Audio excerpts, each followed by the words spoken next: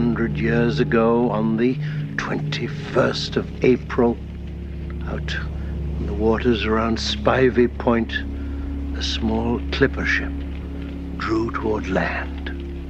Suddenly, out of the night, the fog rolled in.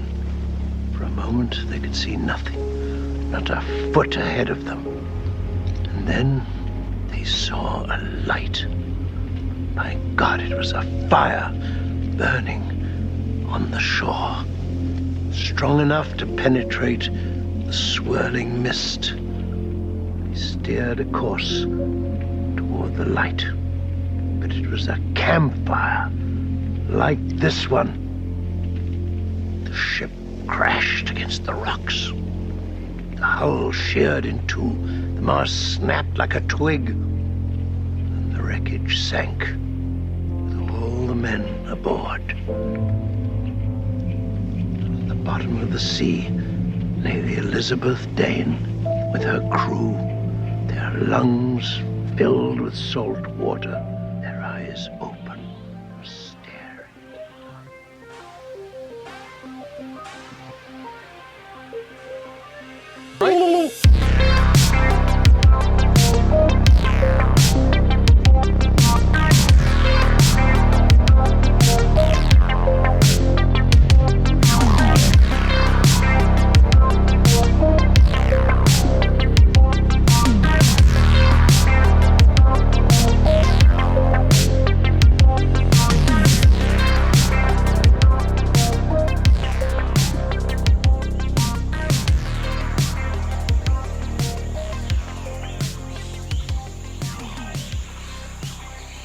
Oh, hey, yo. Oh, man. I love this. I could just spend all summer on this beach here. I don't know, man. There's a lot of bugs. There's a lot of... Oh, come on. It's really humid. It's, I You know what? I Why get are it. you- All expenses paid. Why are you complaining? I won the horror trivia contest, so I got an all-expense-paid vacation to Cannibal Island. Yeah, right. Yeah. And I thought it would be a nice time, and here we are. It's July. We're enjoying the summer sun in the Green Caribbean. Inferno Airlines was not the nicest plane I've ever been on. It was a little choppy. And our guide, old turkey brain over there, doesn't speak English. He doesn't need to speak English. He knows where he's going, right? Yeah. Yeah. Tell him, turkey brains. Well, and you know what? Well, there's supposed to be all these cannibals out here. We haven't seen a cannibal yet. I hope we don't see a cannibal. And why? I'm enjoying the jungle. I'm enjoying the sun. Why would people even eat other people when you got turtle this good? This turtle is delicious. You want to get into it? Yeah. Oh, crack that son of a bitch open like an oyster. Oh, yeah. There we go. Yeah, I never thought I'd like it like this. A real turtle. Yeah. Got its shell right open. This isn't like a fake turtle. This is the real deal. No, I know. This river turtle is huge delicious. river turtle. Oh, my God. You rip them fuckers out. You want some of this turkey brains? You want some? I think that's yes. Yeah, okay. Yeah, you hit it right up. Yeah. Look at him. He's love going it. to town on that thing. You know, but if we do run into cannibals, isn't that a bad idea? Do you go visit cannibals and then not expect to get eaten by the cannibals? Well, yeah, I would I expect mean- to not be eaten on this vacation Why that we not? took. Why not? Because Because I don't want to would- be eaten. you don't want to be eaten. Look, the cannibals, they're in their own thing. We're not going to they just disturb let us them. watch like we're National Geographic. I mean, I got a camera. You think Yeah, that's? I mean, how many of movies have you seen where they're just letting the cameramen watch them? do they even know what the camera is? No, probably not. And plus, they'll be afraid of us because they think the camera's going to steal their soul, right? Well, no, that's Amish people. It's Amish too, yeah. But Yeah. but we're in the jungle, not in Okay. Pennsylvania. So Well, I mean, plus, we're all good. plus, not to mention we're American, and then all that processed fat. And, Yeah, they're not going to want us. don't want us. We're going to taste like cheeseburgers and fried chicken. and then our bright and T-shirts and stuff. You're wearing an orange actually, when I T-shirt. They're say probably- that, I kind of want to eat myself at this point. But we're going to be Right. fine. I'm just going to sit back and enjoy the sun. eating turtle, just scraping out turtle guts. Out You of the enjoying middle of yourself, this. turkey brains? All right. Yeah, he does seem to know where he's going, but He's a great guide. He doesn't speak a lick of English, but it doesn't need to. he didn't help us catching that turtle though. We caught that real turtle ourselves. Yeah. Snapped it open, ate it up, and been a good day. But yeah, like honestly, I want to see the cannibals. I heard about there's tree cannibal people. There's these hut cannibal people. And even Sounds like the same cannibals. The brochure I got says you can burn down their houses and shit. Oh yeah, they don't care. They got time on their hands. They'll build another one and then just eat one of their own. I mean, it's fine. Hey, Turkey Brain, where you going? Oh, he's waving us. He's saying he. All right, Turkey Brains. What's over there? Hey, okay, this is getting a little swampy. It's getting the bugs. Okay.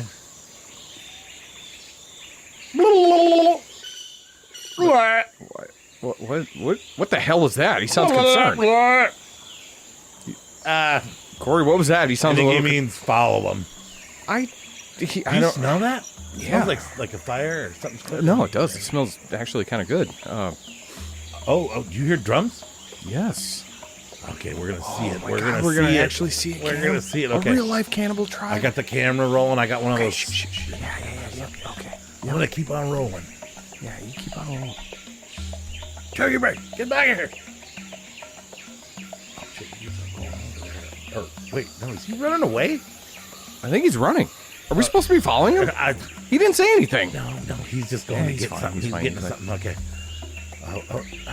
Oh, shit.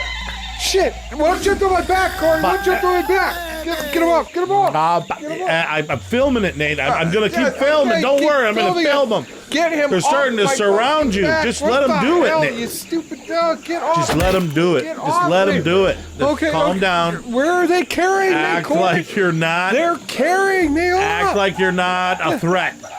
Okay. What are you doing with this big pole? No. Don't put me on the pole. Nate. Oh, that doesn't good. Okay. Ow. Oh, it looks like it hurts, Nate. Oh, actually not that bad. It's not, okay. They shoved the pole directly up my ass. That's enough, guys. It's coming up my I'm nose. filming. Oh, God. Oh, is it in your chest now? It's not great. Is it? Oh, my God. It's going pretty deep. If it goes any farther, I think it's going to come out your mouth. Okay, are you okay? Or I could take it. yeah, okay. It looks bad. I could take it. Okay. Well, you guys, they're coming over by me, Nate. They're coming over by me. They're clapping. Okay, perfect. Okay. Hey, yeah, guys, I'm just filming. Okay, well, back at me. Okay, I'm not a big fan of heat. The hot fire. Yeah.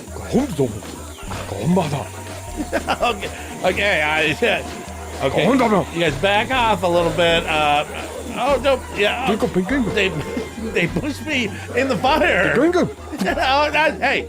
Oh, fuck. Nate, I'm gonna keep on filming no matter what. They threw me on the fire. I'm being ripped apart. I'm being eaten alive. And Nate, I'm gonna keep on filming. I don't know why, but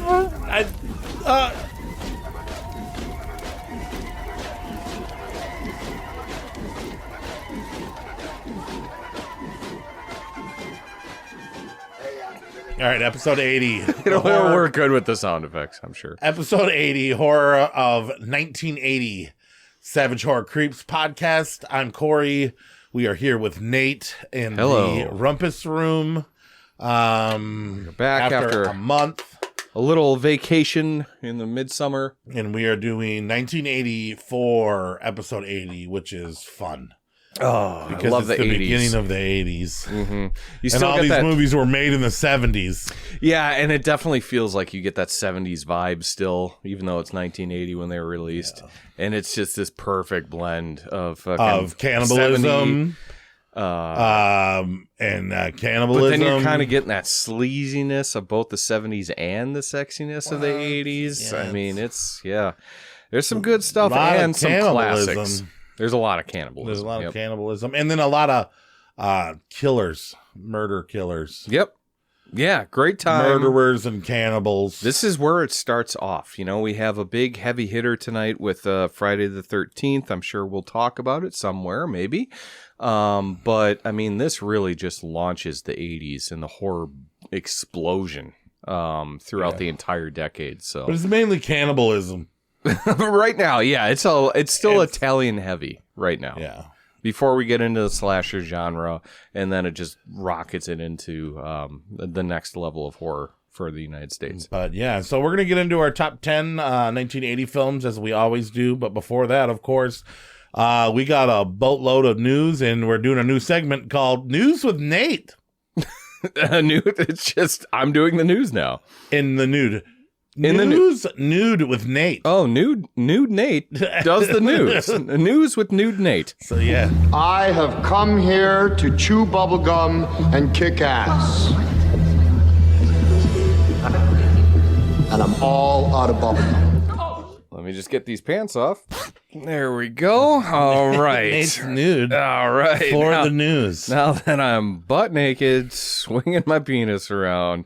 Yeah, Corey, with the news, we have... Tell me about it. It's hard. Sorry. News is hard. I lost my notes. Well, they were in your pants. Yeah, just flopped right out. My notes just flopped all over the place. Oh yeah, so the news lately is that an exciting Evil Dead Wrath. Hold up. All right, It's hard to do this naked, isn't it? It's really hard. You need to put your pants on? Yeah. All right, I'm going to start out the news with the upcoming Evil Dead film, Evil Dead Wrath. Is it Wrath? No. Wraith? What is it, Wraith? No, it's not that it's Wrath. No, that one's not the one that's coming out, right? Oh, Burn. Evil Dead Burn. But Thank the news you. is the about one Burn. that comes out in July 10th, since this is a July 1st episode.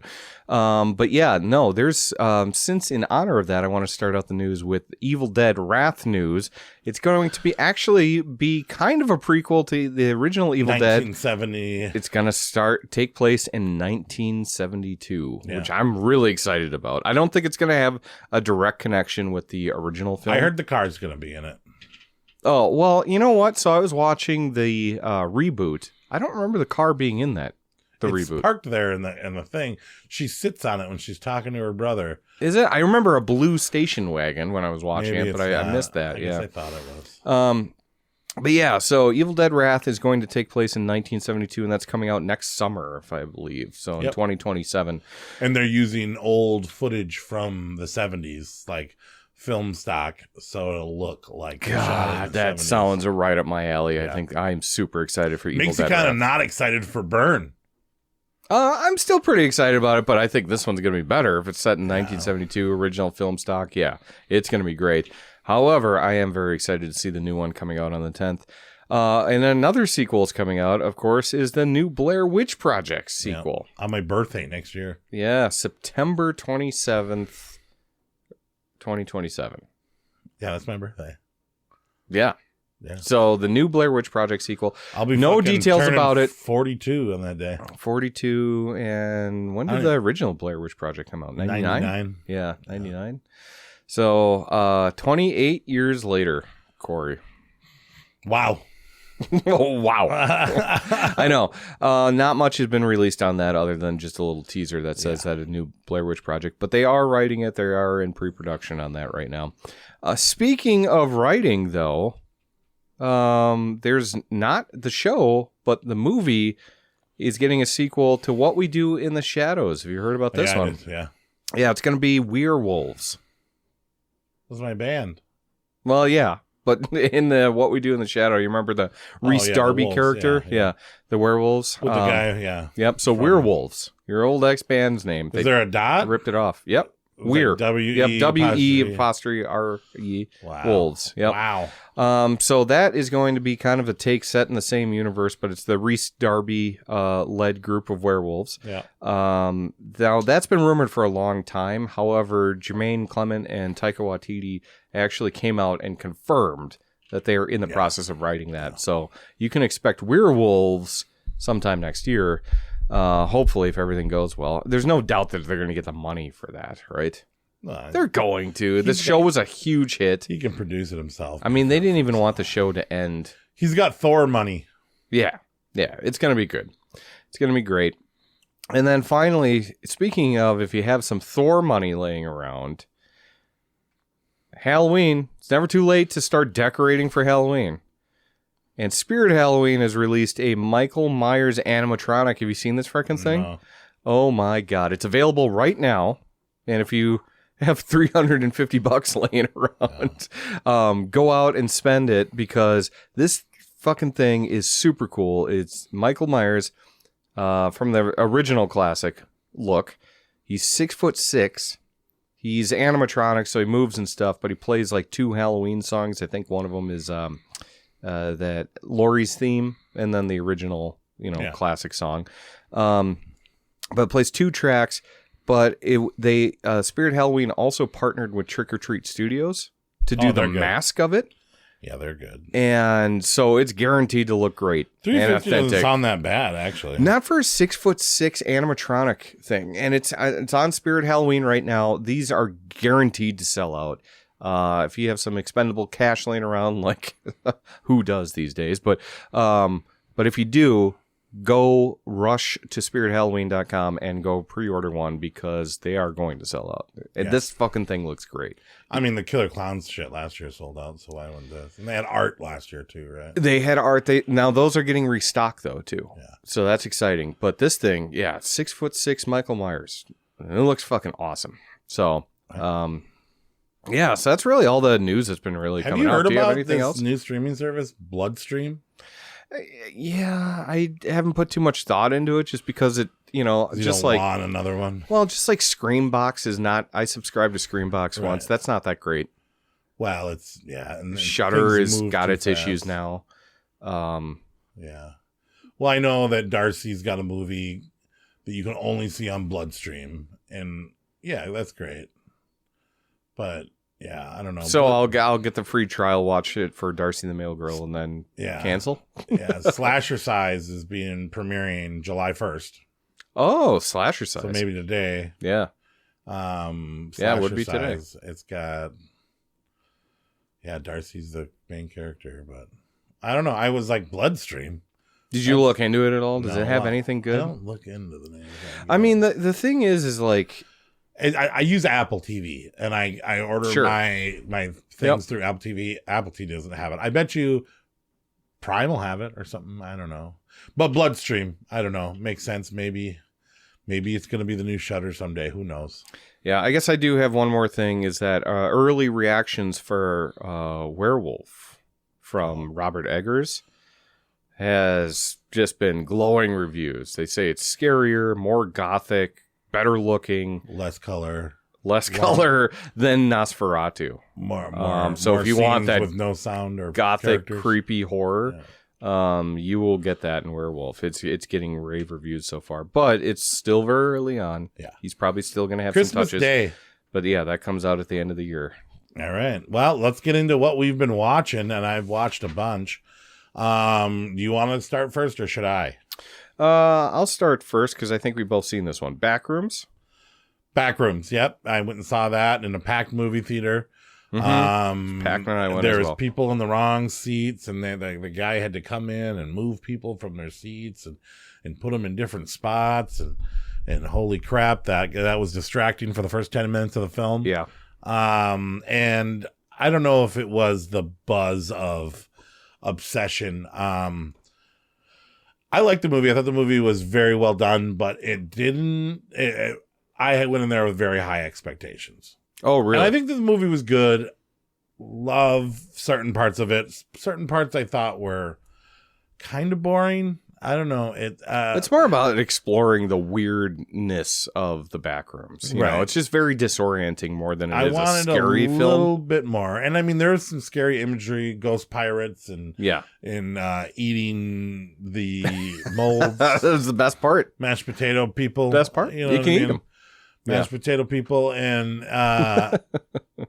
I don't know, the steps and the weirdness and the unknown of it, but maybe it's because I have no 4chan knowledge.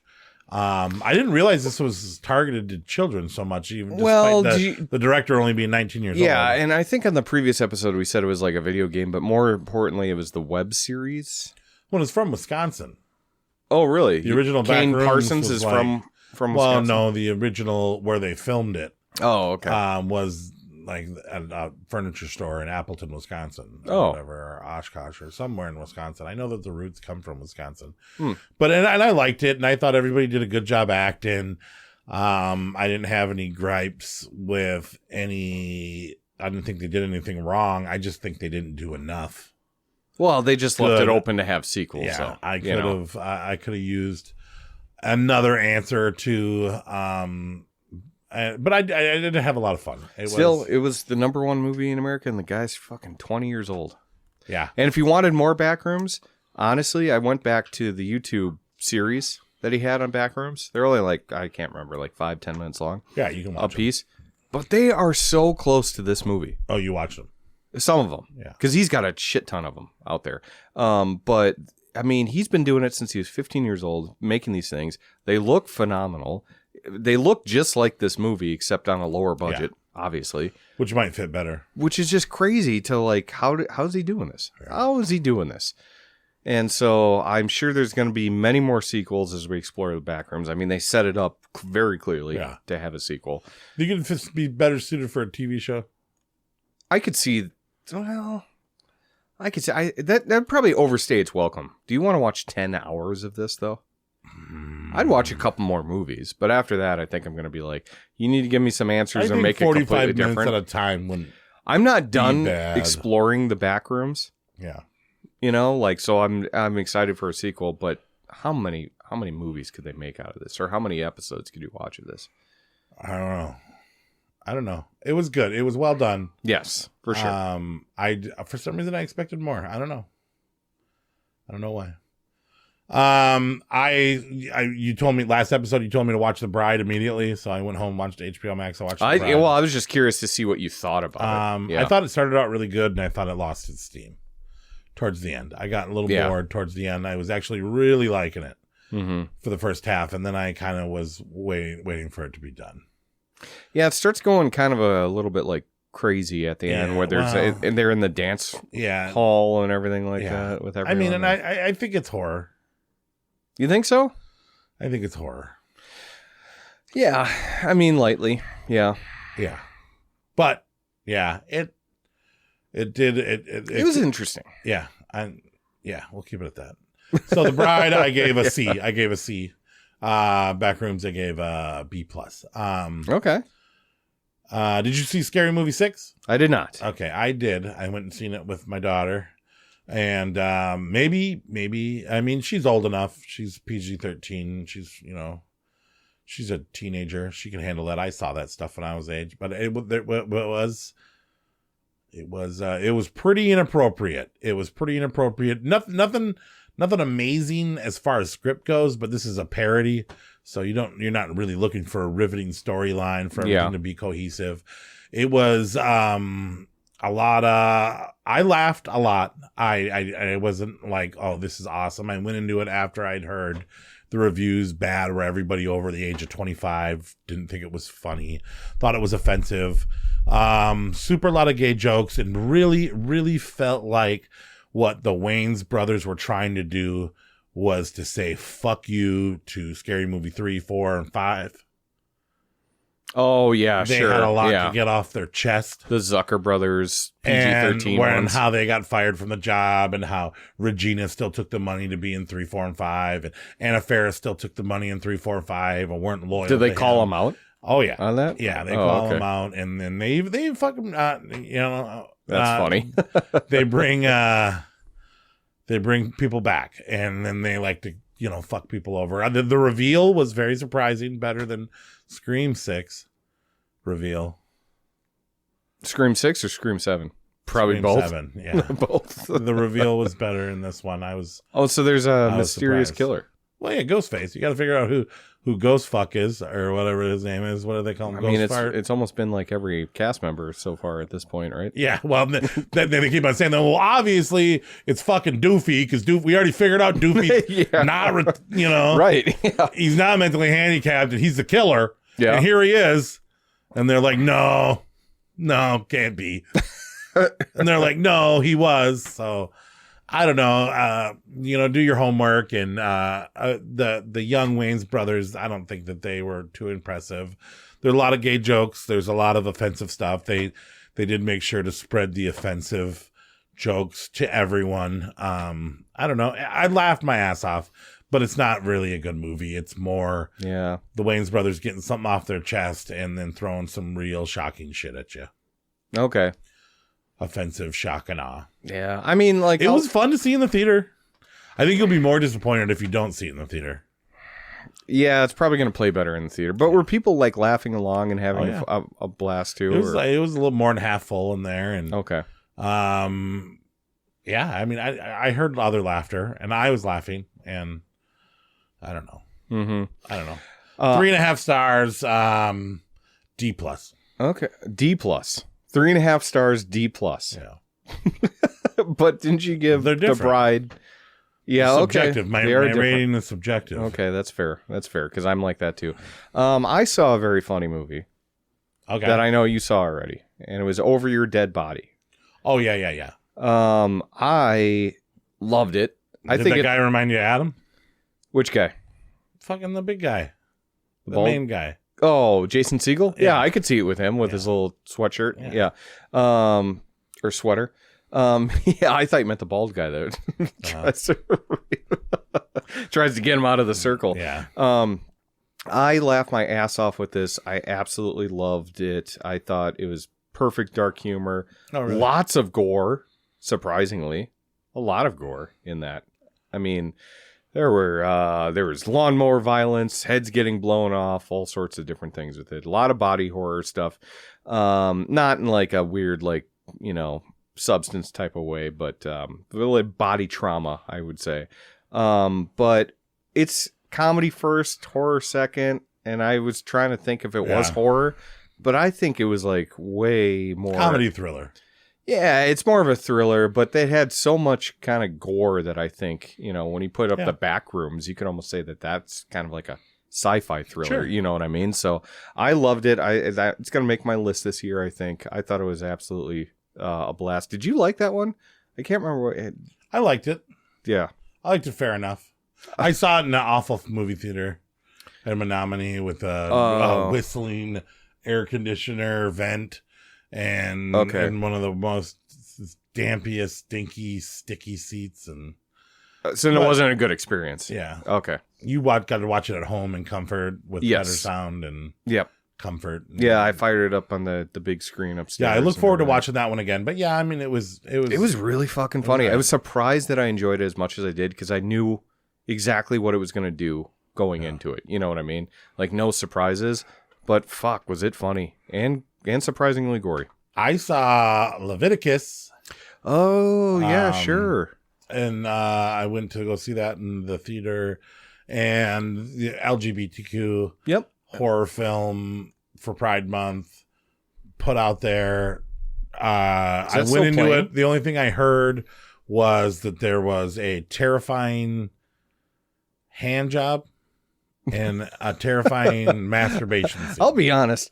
Most hand jobs I've had have been terrifying, honestly. Well, like you don't want to say anything. You don't want to say anything because you're getting a hand job, but no one does it like you, right? Yeah. And then, I don't know. So it basically is some high school kids who are in a church, very strong religious overtones of a couple of kids getting caught for being gay.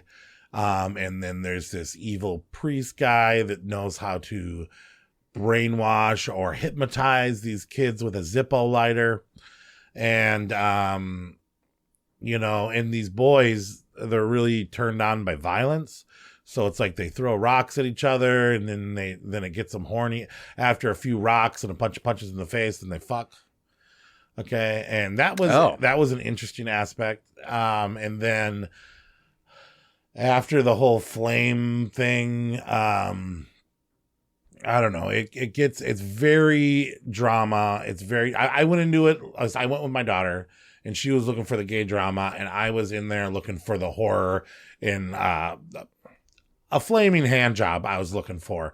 And I think she got more what she wanted than I got what I wanted. It is a good movie. It does have the guy from Talk to Me in it, grown up, doing an awesome performance. I think the acting is great. I thought the lens was great. The girl from Tim Burton's Alice in Wonderland is in there. It is very mean. But I was not down with the ending. I actually was a little let down by the ending. I was looking for that one big scene that was going to make me be like, damn. And I didn't. I got something else. I'll be honest with you. There was a lot of hype going into this movie, and now that it's released, I don't hear anyone talking about it. Yeah, not in our horror circles. Yeah. We were the only ones in the movie theater. That was kind of cool, but yeah, that's cool. It's a good movie. It's a good movie, but it's not great. It might not make it. B-, 3 stars. Okay. Yeah. Nice. So check it out when it gets out on there. It's got the vibes of Bring Her Back, Ryan Phillip, or the Bring Her Back and Talk to Me. It's Australian. It's sexy. And it's I don't know. It's a hard one to talk about. Sure. But it was missing something for me. I didn't love the end. Okay. I also saw Masters of the Universe, Mandalorian and Grogu, and The Death of Robin Hood. All of them. Yeah. All of them had at least a monster or a graphic death in there, but they're not horror. Masters of the Universe, I saw the trailer. I thought it looked like it sucked. Went and saw the movie. Everybody said it was so good. Went and saw the movie. I'm excited to see it, though. It's bringing back our childhoods, right? Skeletor's weird. He's weird. Jared Leto plays him. He's evil, corny dad. And it's weird. Alison Brie is weird in it. Yeah. The whole thing's kind of weird. It's like it's kind of like a bad Thor movie. I heard there's a lot of comedy in it. Like almost too much. Yeah. It's kind of like a Thor Ragnarok. I thought Ragnarok was hilarious. Right. So. It's not as good as Ragnarok. No, okay. That's too bad. But Skeletor's in it. And my daughter was like, I don't want to see this movie. Why are we going to see it? We're going to see Skeletor. We're going to see how fucking awesome Skeletor is. And then we were all, and I was like, what you guys think of Skeletor? And they were like, I was like, I don't really know. And they were like, she's like, never. Skeletor fucking sucked. Yeah. Did he suck though? Better. No, kinda. No, kinda. He did a couple of things. He kind of sucked. But there was he kind of sucked. I don't know. Just because of how the character was played, or because of? It was because he played it two different ways, man. There was some times where it was, I don't know. It's a weird one. I'm very split on it. Yeah, you were not excited about it. I got very mixed feelings about Master of the Universe. Mandalorian and Grogu has some great puppet work. Jabba the Hutt's son is super cool. But yeah, it did play like 4 episodes. And then Death of Robin Hood. Yes. Anthony, Paul, and Jacoby all went and watched this movie that opened up fucking fantastic, right? Awesome. Like, whoa, this is going to be like fucking cool. And then it was like watching a scab heel for I heard a long time. Like Robin Hood gets his ass kicked and then he just contemplates his life for the rest of the movie. Well, you watch him limp around, and then you watch his wound heal, and then you watch him think. Then you watch him walk around a little bit more, and then they show another shot of him like thinking about stuff. And then and then you watch him heal a little bit, and just thinking about yeah, it sounds stuff. Thrilling. And then there's like I heard it absolutely bombed too. You were 4 of 8 people that saw it worldwide, I think. I don't know. Yeah, like I said, it was good. And like in retrospect, when you think about it, you're like, oh, this is a story. I understand why they wanted to tell the story. Mm-hmm. It does have a lesson, and you just need to be patient. I remember the second the movie ended, Jacoby was like, I liked it. And then Dracula said, yeah, it was pretty good. And then all of a sudden Paul was like, get me the fuck out of this movie theater. And he was so pissed at it. Well, he's not so pissed, but he's quite disappointed. He's, staying up late for that. It had some cool parts to it, and it had the chick from 28 Years Later in it. So, and then they had a kid, and I don't know, Jodie Comer or whatever her name is. Whatever it was. Yeah, Comer. You're right. So yeah, that's what I've been seeing. Should we? You've seen anything else? I caught up with Obsession. It is as good as everyone thinks, or everyone says. Do you think that she's the cat? The cat soul is in her? No, I don't think so. She does cat things. She does cat things, yeah. And people are saying that the cat has more to do with it. Yeah, I'm very excited for when it drops on VOD. Apparently, was cat sandwich your favorite part? No, I felt terrible because if I ate one of my pets, I would die inside.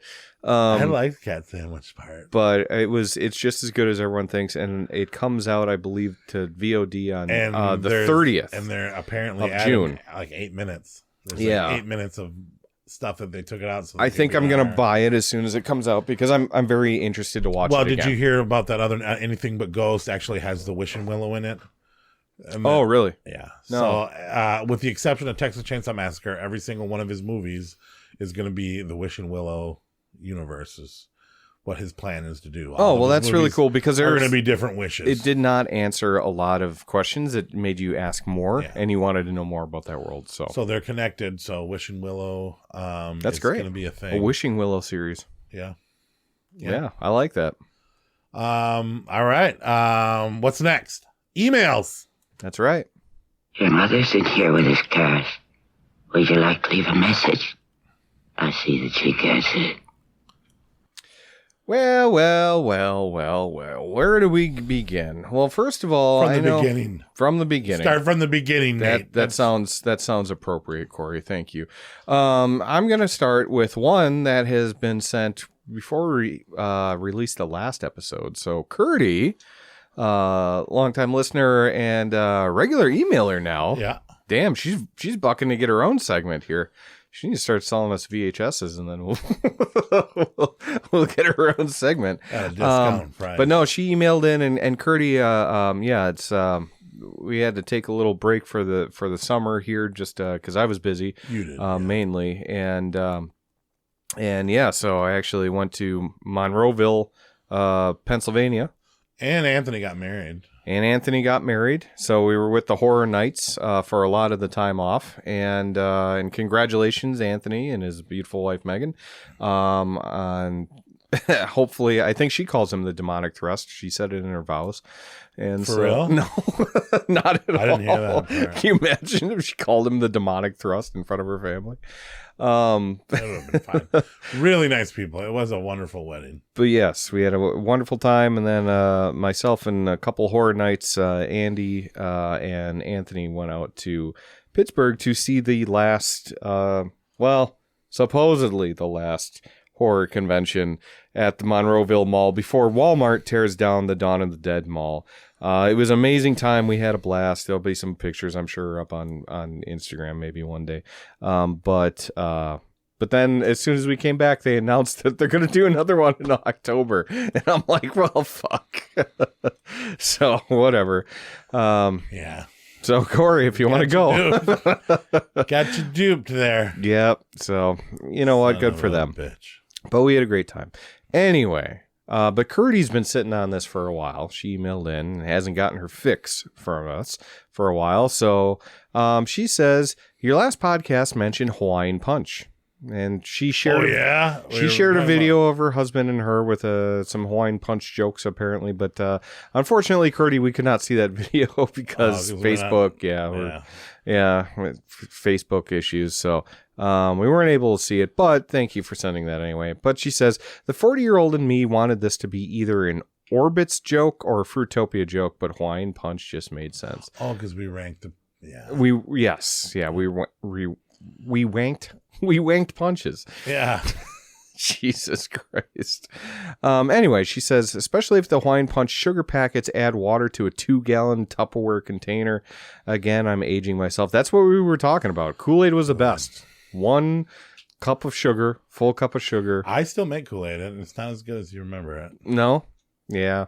I haven't had it since maybe my they childhood. took like some of the bad stuff out of it, like they did with Capri Sun and everything. Yeah, maybe. But it don't hit like it did when I was a kid. That sucks. You still put a cup of sugar in there though? Yeah, Okay. more than that. You got to do it. Yeah. Yeah, you gotta you put sugar until You put more until than the it says. stirring spoon You stands up definitely straight. put more than it says. But she, so Kirdy, thank you for reaching out. She says, keep up the good work with the podcast. I'm officially addicted and waiting for your podcast every Thursday. Oops. As soon as she sends that, every other week. yeah, every other week. But as soon as she sends that, we take an episode off.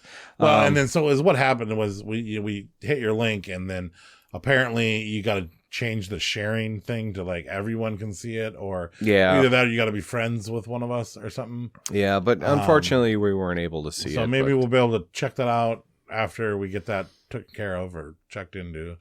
Or maybe, send a voice memo of the joke. There you go. Send play it right on the air for you. If she wants that, we could just play it right on there. We have the technology. We could do that. So, Kirdy, thank you for holding in there and waiting till the next episode on July 1st.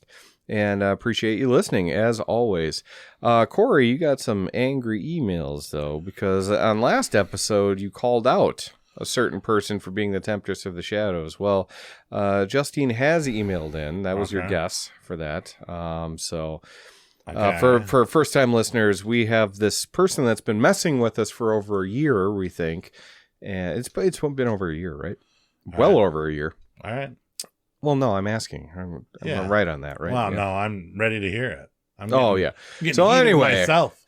So we've been trying to figure out who the hell has been fucking with us for well over a year.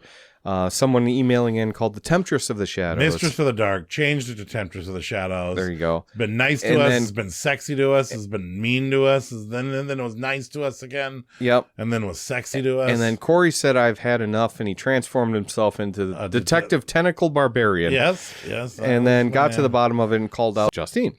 Yeah. Well, she has emailed in saying, "Come on, Cory. I thought we were friends. As I listened to the last podcast, I hear wild accusations I am posing as a mysterious listener of yours, Temptress of the Shadows. And who has that kind of time to pull off a year-long elaborate web of deceit?" I think she's talking herself into this, right? Sounds like somebody guilty. It kind of does, right? Life is kicking my ass, and I'm lucky to make it to the gym before work, she says. My guess, I'm being set up. Nice try, Cory. It's not me. Next time I see you, I better get an apology or at the very least a sheepish, sad face and a hug. Rude. Sheepish? Sad face. Sheepish, sad face. Yes. Okay. That's what she wants you to have. And then an apology hug. And she called you rude. Is this the first time that Justine has wrote in? Yeah. As Justine? As far as I know, if she is the Temptress of the Shadows, then no, this is her 11th. But so Detective Tentacle Barbarian. How would you react if you were accused of this? I would probably send the exact same email and demand a hug from you.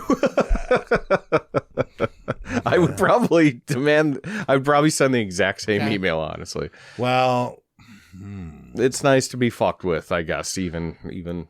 Well, I guess, so next week she sends in as Temptress of the Shadows? You asked... Next episode, do you think she will? Oh. Honestly, if she doesn't, then I think you're onto her.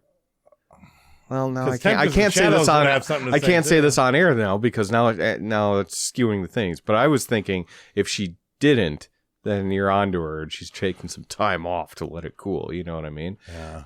But now I don't know because I just called it out on air. You would think that I could edit this out. You would think but that I'm the not going to. Temptress would have sent us a letter. Maybe if there was a Justine and a Temptress letter. Is there a letter from Temptress? There is not. No. We have two more tonight, but then neither one are from the Temptress. You're right about that one. Detective Tentacle Barbarian. No, can't fool that guy for longer than a year. Well, a year max to fool him. A year max. I've had enough. I don't know. I still think it's you, Justine. I mean, I don't know, but kind of sounds like I don't know if person. It'll be sheepish. I mean, I hug you every time I see you, don't I? Not sheepishly though, and you don't really give her an apology. She wants me to do it with shame. Feel shame and apologize. for being rude. But that's if you're wrong. That's if I'm wrong. That's if you're wrong. I'm pretty well. That's all. Well, Tentacle Barbarian has never been wrong.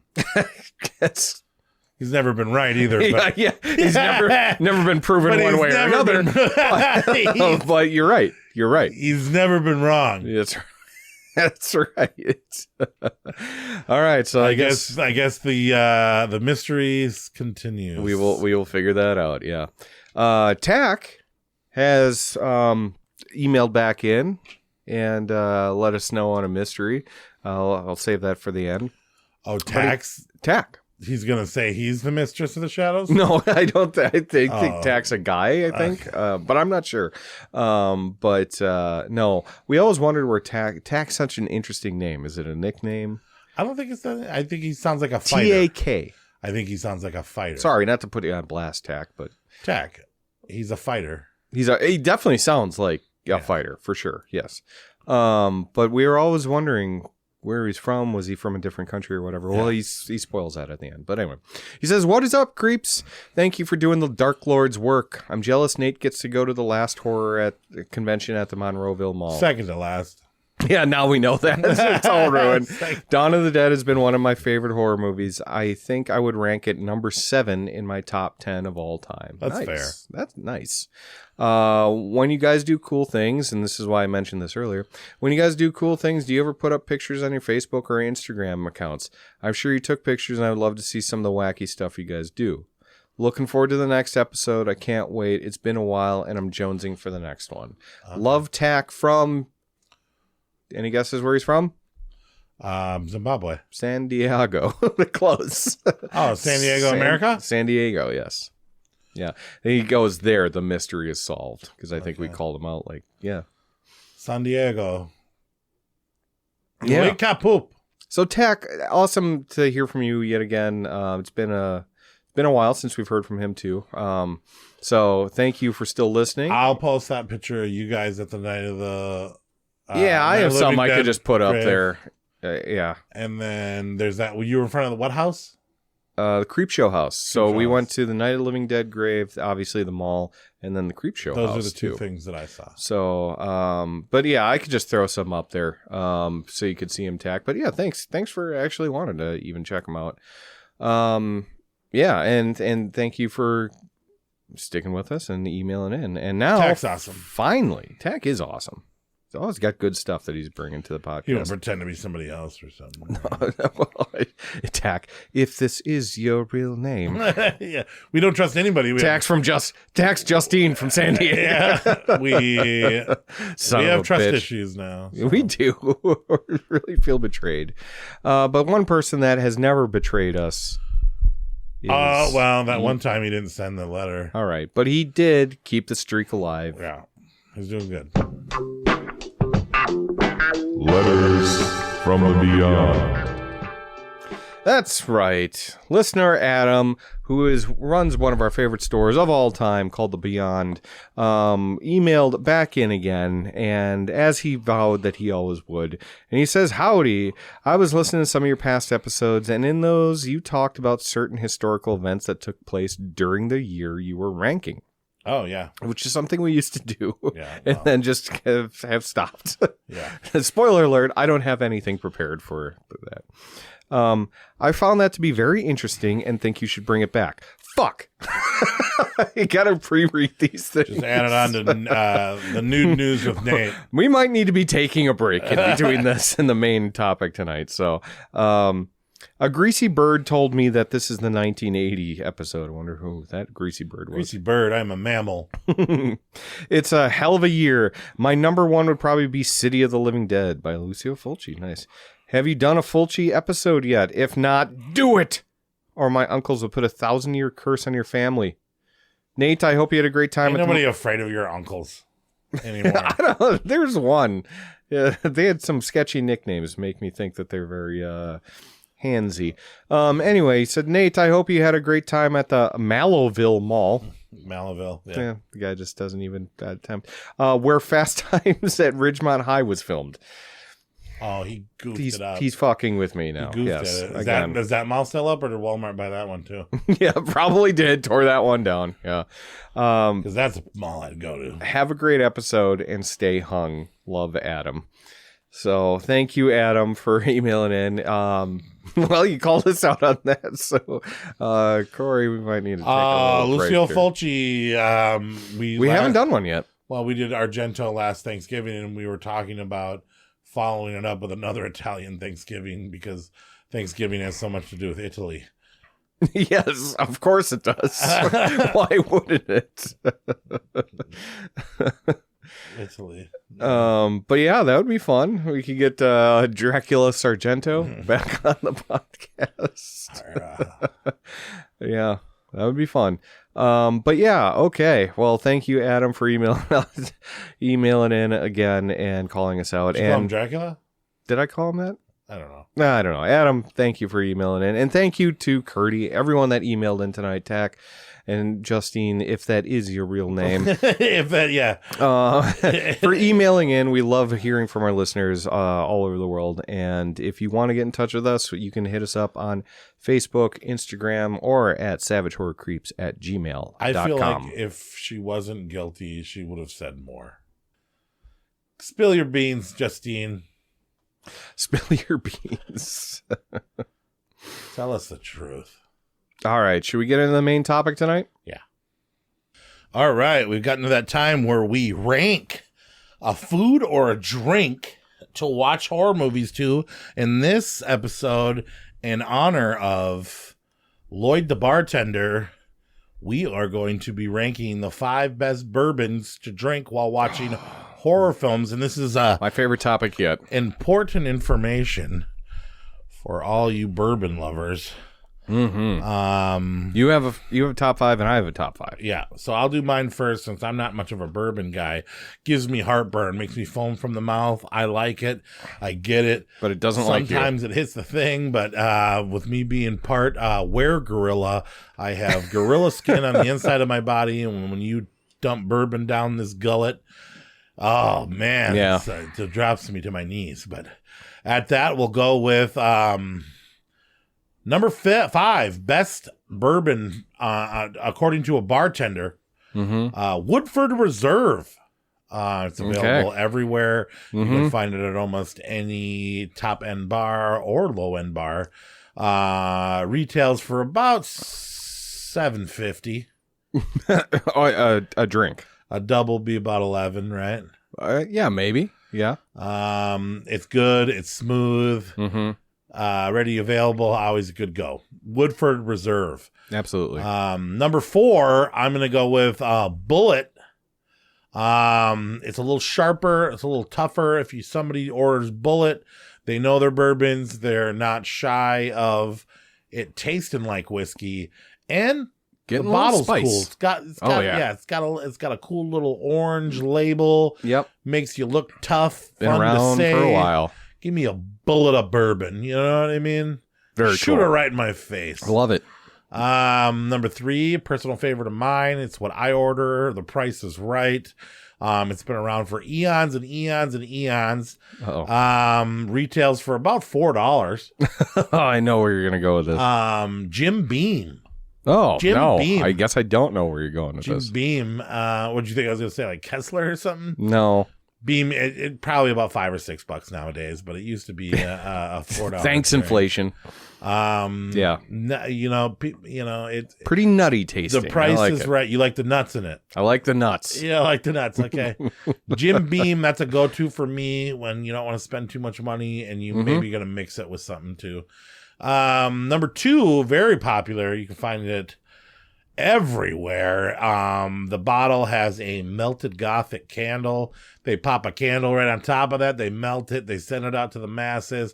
They charge about $8 a shot for this. Oh. Maker's Mark. Yes. With that blood wax Dipped, candle top. I mean, what horror fan doesn't love ripping wax off the top of their bottle before they fucking drink it, right? I love it. You love it. Just love it. It looks spooky. Looks get fun. enough. And number 1, I know that the Ethan Hawke has something to do with this one, but Buffalo Trace. You can find it. Yeah. It's often sold out. It has connections to Sinister and The Purge through Ethan Hawke. I don't know, is he just a spokesperson or was he the creator of it? Or No. He was drinking it in Sinister. Oh, that's it. That's what he was doing. Yeah. Okay, but when he would get drunk and watch them old films, he was drinking Buffalo Trace. And that's why this is a great bourbon to drink while you're watching horror films, because you're just like the guy in Sinister, watching your creepy shit. We've had smooth and the cool. You and I have had plenty of times with Buffalo Trace. Buffalo over Trace the years. is good. I do like Buffalo Trace. It gives you a pretty good drunk. You can still speak on it.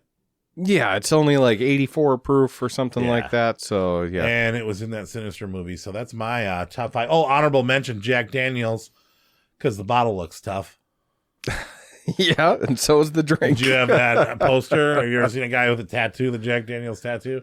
I actually don't think Jack Daniels tastes good. The sour mash is not my thing. No, it's very sweet. It's gross. But I do know some people that really like Jack Daniels. Well, it's a classic mixer. And a lot of times when people order Jack Daniels, I go, "You're just trying to sound tough." Yeah. Or maybe. Is that what he served Jack Torrance in The Shining as well? Maybe. I noticed in a lot of old horror movies, there wasn't, like, especially in the 80s, there wasn't a lot of bourbon options out there. Yeah. You know? It was Jack and Jim, and then it would be like Kessler's or something like that, you know? Or like the Canadians. Yeah. It just, but it's a big thing now. People love it now. People are connoisseurs of bourbon. Some people have bourbon shelves. Some people drink too much of it, and we happen to have one of them right here. What? Who? Who? An owl? That damn owl. What's your top 5 bourbons? Oh, yeah. So, Heaven Hill, Bottle and Bond. So number 5. Yes, number 5.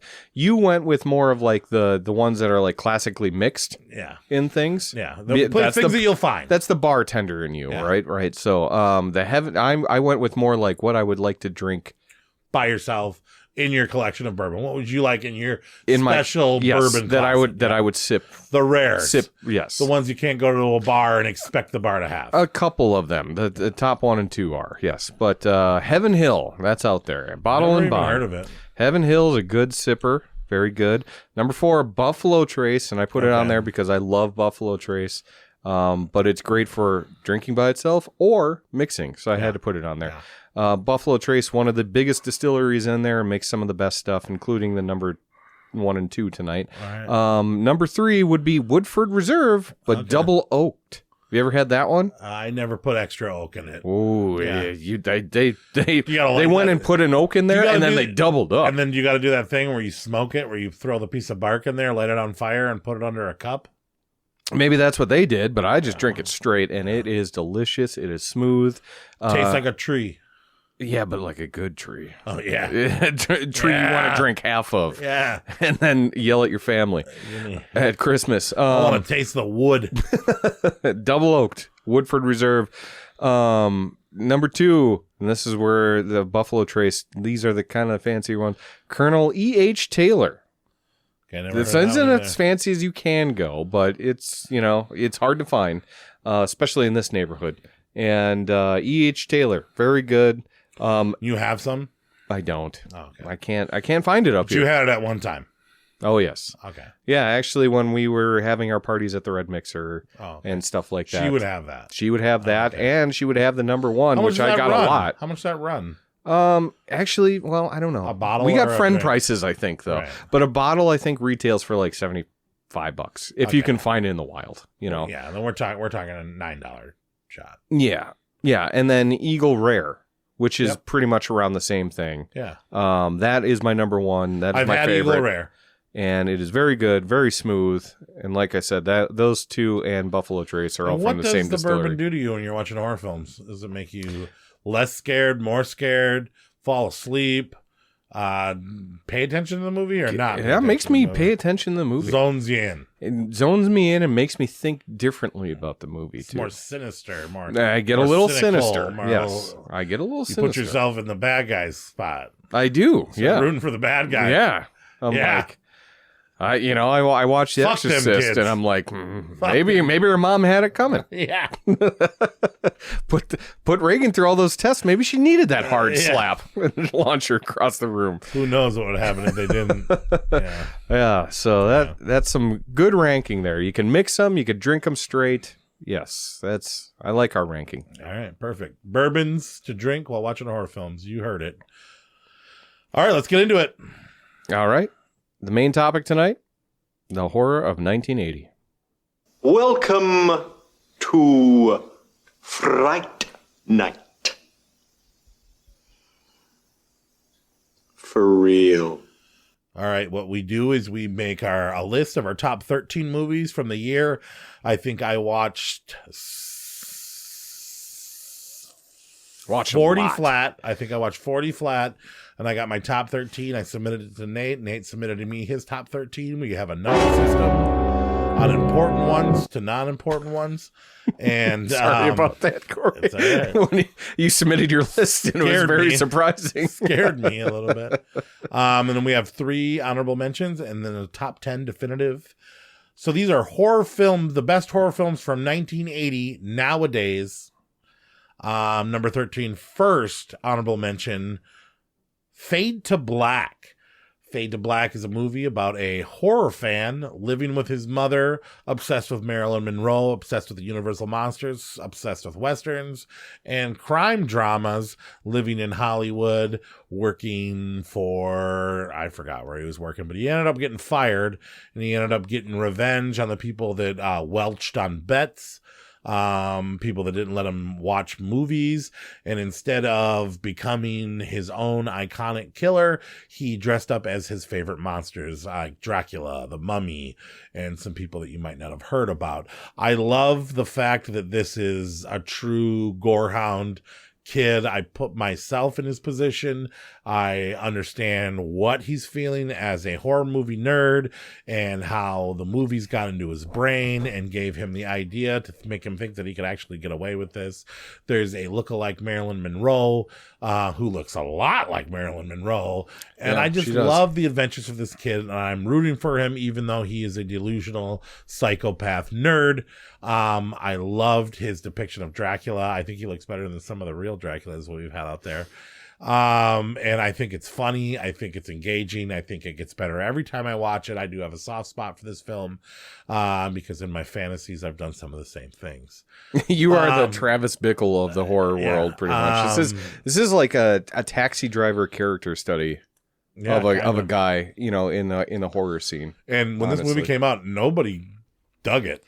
No, and then it was so hard to see for years, and I didn't catch up with it until now they it's starting to catch some released steam and find some fans, and I think it's a hidden masterpiece that not a lot of people know about. I remember the first time watching it, thinking it was going to be a booty movie, and I actually connected with it as a horror fan. So I think any horror fan with mental problems will connect to this. Are you admitting something right now? Why are you applying face paint? I'll get you, Nate. Yeah, no, it is. It's like I said, it's very it's more of a character study than it is a horror film, which is why I put it at, like, I think this was like 14. I think it just barely missed my list. Gave it any points, yeah. Yeah, it barely missed my list because I really like it, but I also is kind of like more of that. It's not really a thriller so much as like. I mean, it's a slasher horror. It's just... It is, but it's not like full of gore, and it's not like slashers that we get in the 80s or anything like that. It's more solely about that guy and his fucked up psychosis. What happened and how he didn't think he was wrong, and you do really feel bad for the guy. Yeah. But yeah, it is kind of like the horror movie version of Taxi Driver. Mm-hmm. So that's our first honorable mention, Fade to Black. Check it out if you have not, especially if you're a psycho and you like horror films. Number 12, or our second honorable mention, Alligator. Alligator. The guy from Jackie Brown, fucking fantastic actor. Robert Forster with this super hot redheaded babe scientist, are in charge of tracking down a oversized alligator who escaped from the sewers and is now chomping up people and eating cars, and Just a massive alligator. It's an alligator Jaws ripoff film. It's totally a Jaws ripoff. When they have that little tiny alligator running through those toy cars and stuff. Yeah. I don't know. When he breaks through the concrete. How they managed to lose an alligator that's as big as a bus, not once, not twice, but 3 times. Yeah. Follow the fucking trail. It destroys everything it touches. It is a B movie, monster movie set in the cities, but it's a lot of fun. What about that FBI guy that comes in and takes over and just flirts with everybody he talks to? He doesn't even want. Love that. There's things about. I have this movie on 4K. I have it on almost every physical media that there is, and I've watched this movie more times than I'd even like to admit, because there are parts about it where it's like fucking. That it's junk Night of the Lepus, you know what I mean? Yeah. Where it's like so. Look, when was that tricking people in 1980?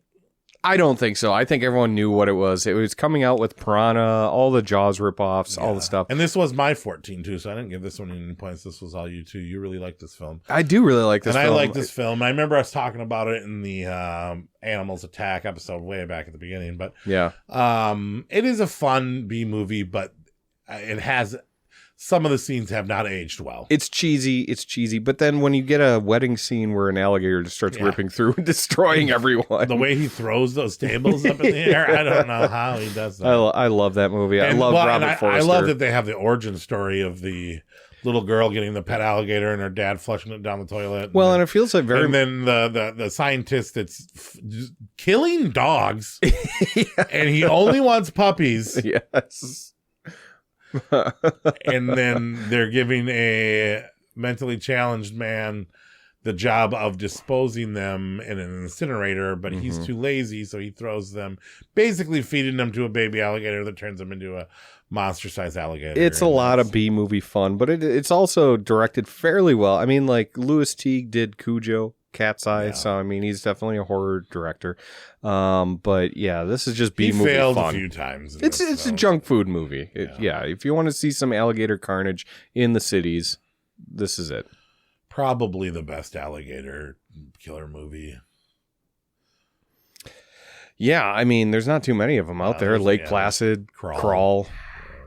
I mean, those are all all kind of the same though. Those are all pretty good, but it's all kind of the same. You know what I mean? They're not to be taken seriously. Well, it almost made it. It's our honorable mention, Alligator. And our last honorable mention, which is, I can't believe how far it has gone down. But Motel Hell. Rory Calhoun, in one of his last roles, you can see that he is sick and ready to die in this film. Yeah. He's an old famous Western actor who people loved, and he does a great job. You can tell he's giving it 100%, but he's running. He does. He's really running a hotel in a farm. Yeah, kind of a farm. It's a farm hotel with the O on the Motel Hello, and that makes it Motel Hell.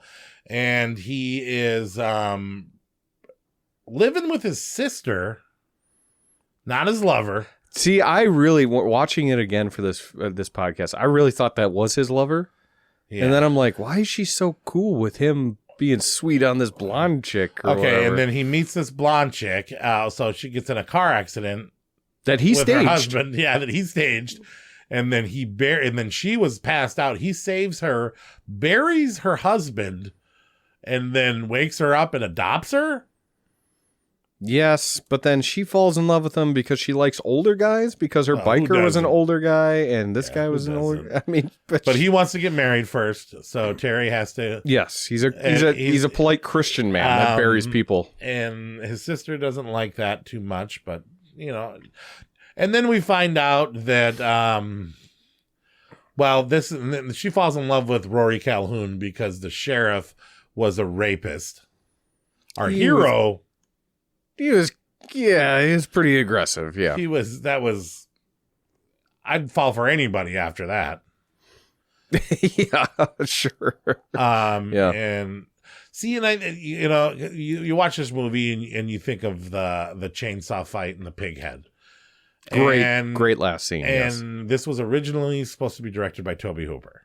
Makes sense. So I think the original script was going to be truly scary, like Tourist Trap or fucking Eaten Alive or Texas Chainsaw Massacre. Mm-hmm. But then they hired this different director when Tobe Hooper said he couldn't do it. Yeah. And he was a comedic director, I believe, right? So I think they rewrote Kevin Connor the script. did, he did all sorts of different things. The Land That Time Forgot back in 1974. Great Expectations in 89. I mean, he's doing I think he was a little Hallmark movies now. A little afraid to do a farming cannibal hotel film.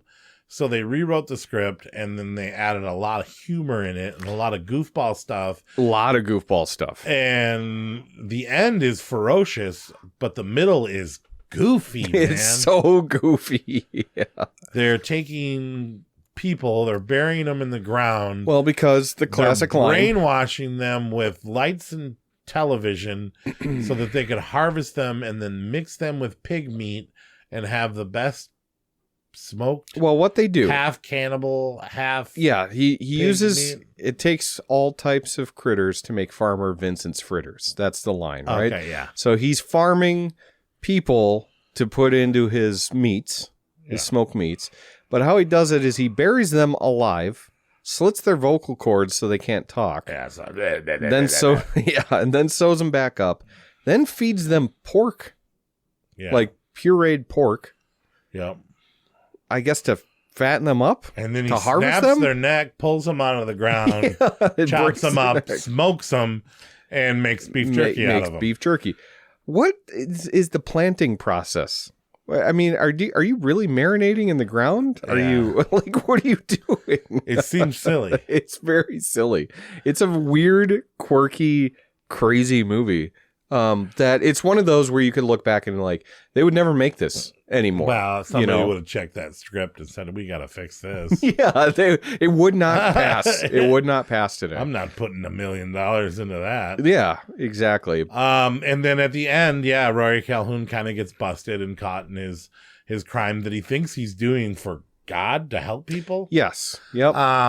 And he puts a pig head on, and I'm sorry. I feel like the third best chainsaw fight. I laugh myself silly when he's in that pig hat and he just keeps laughing as he's in that chainsaw fight.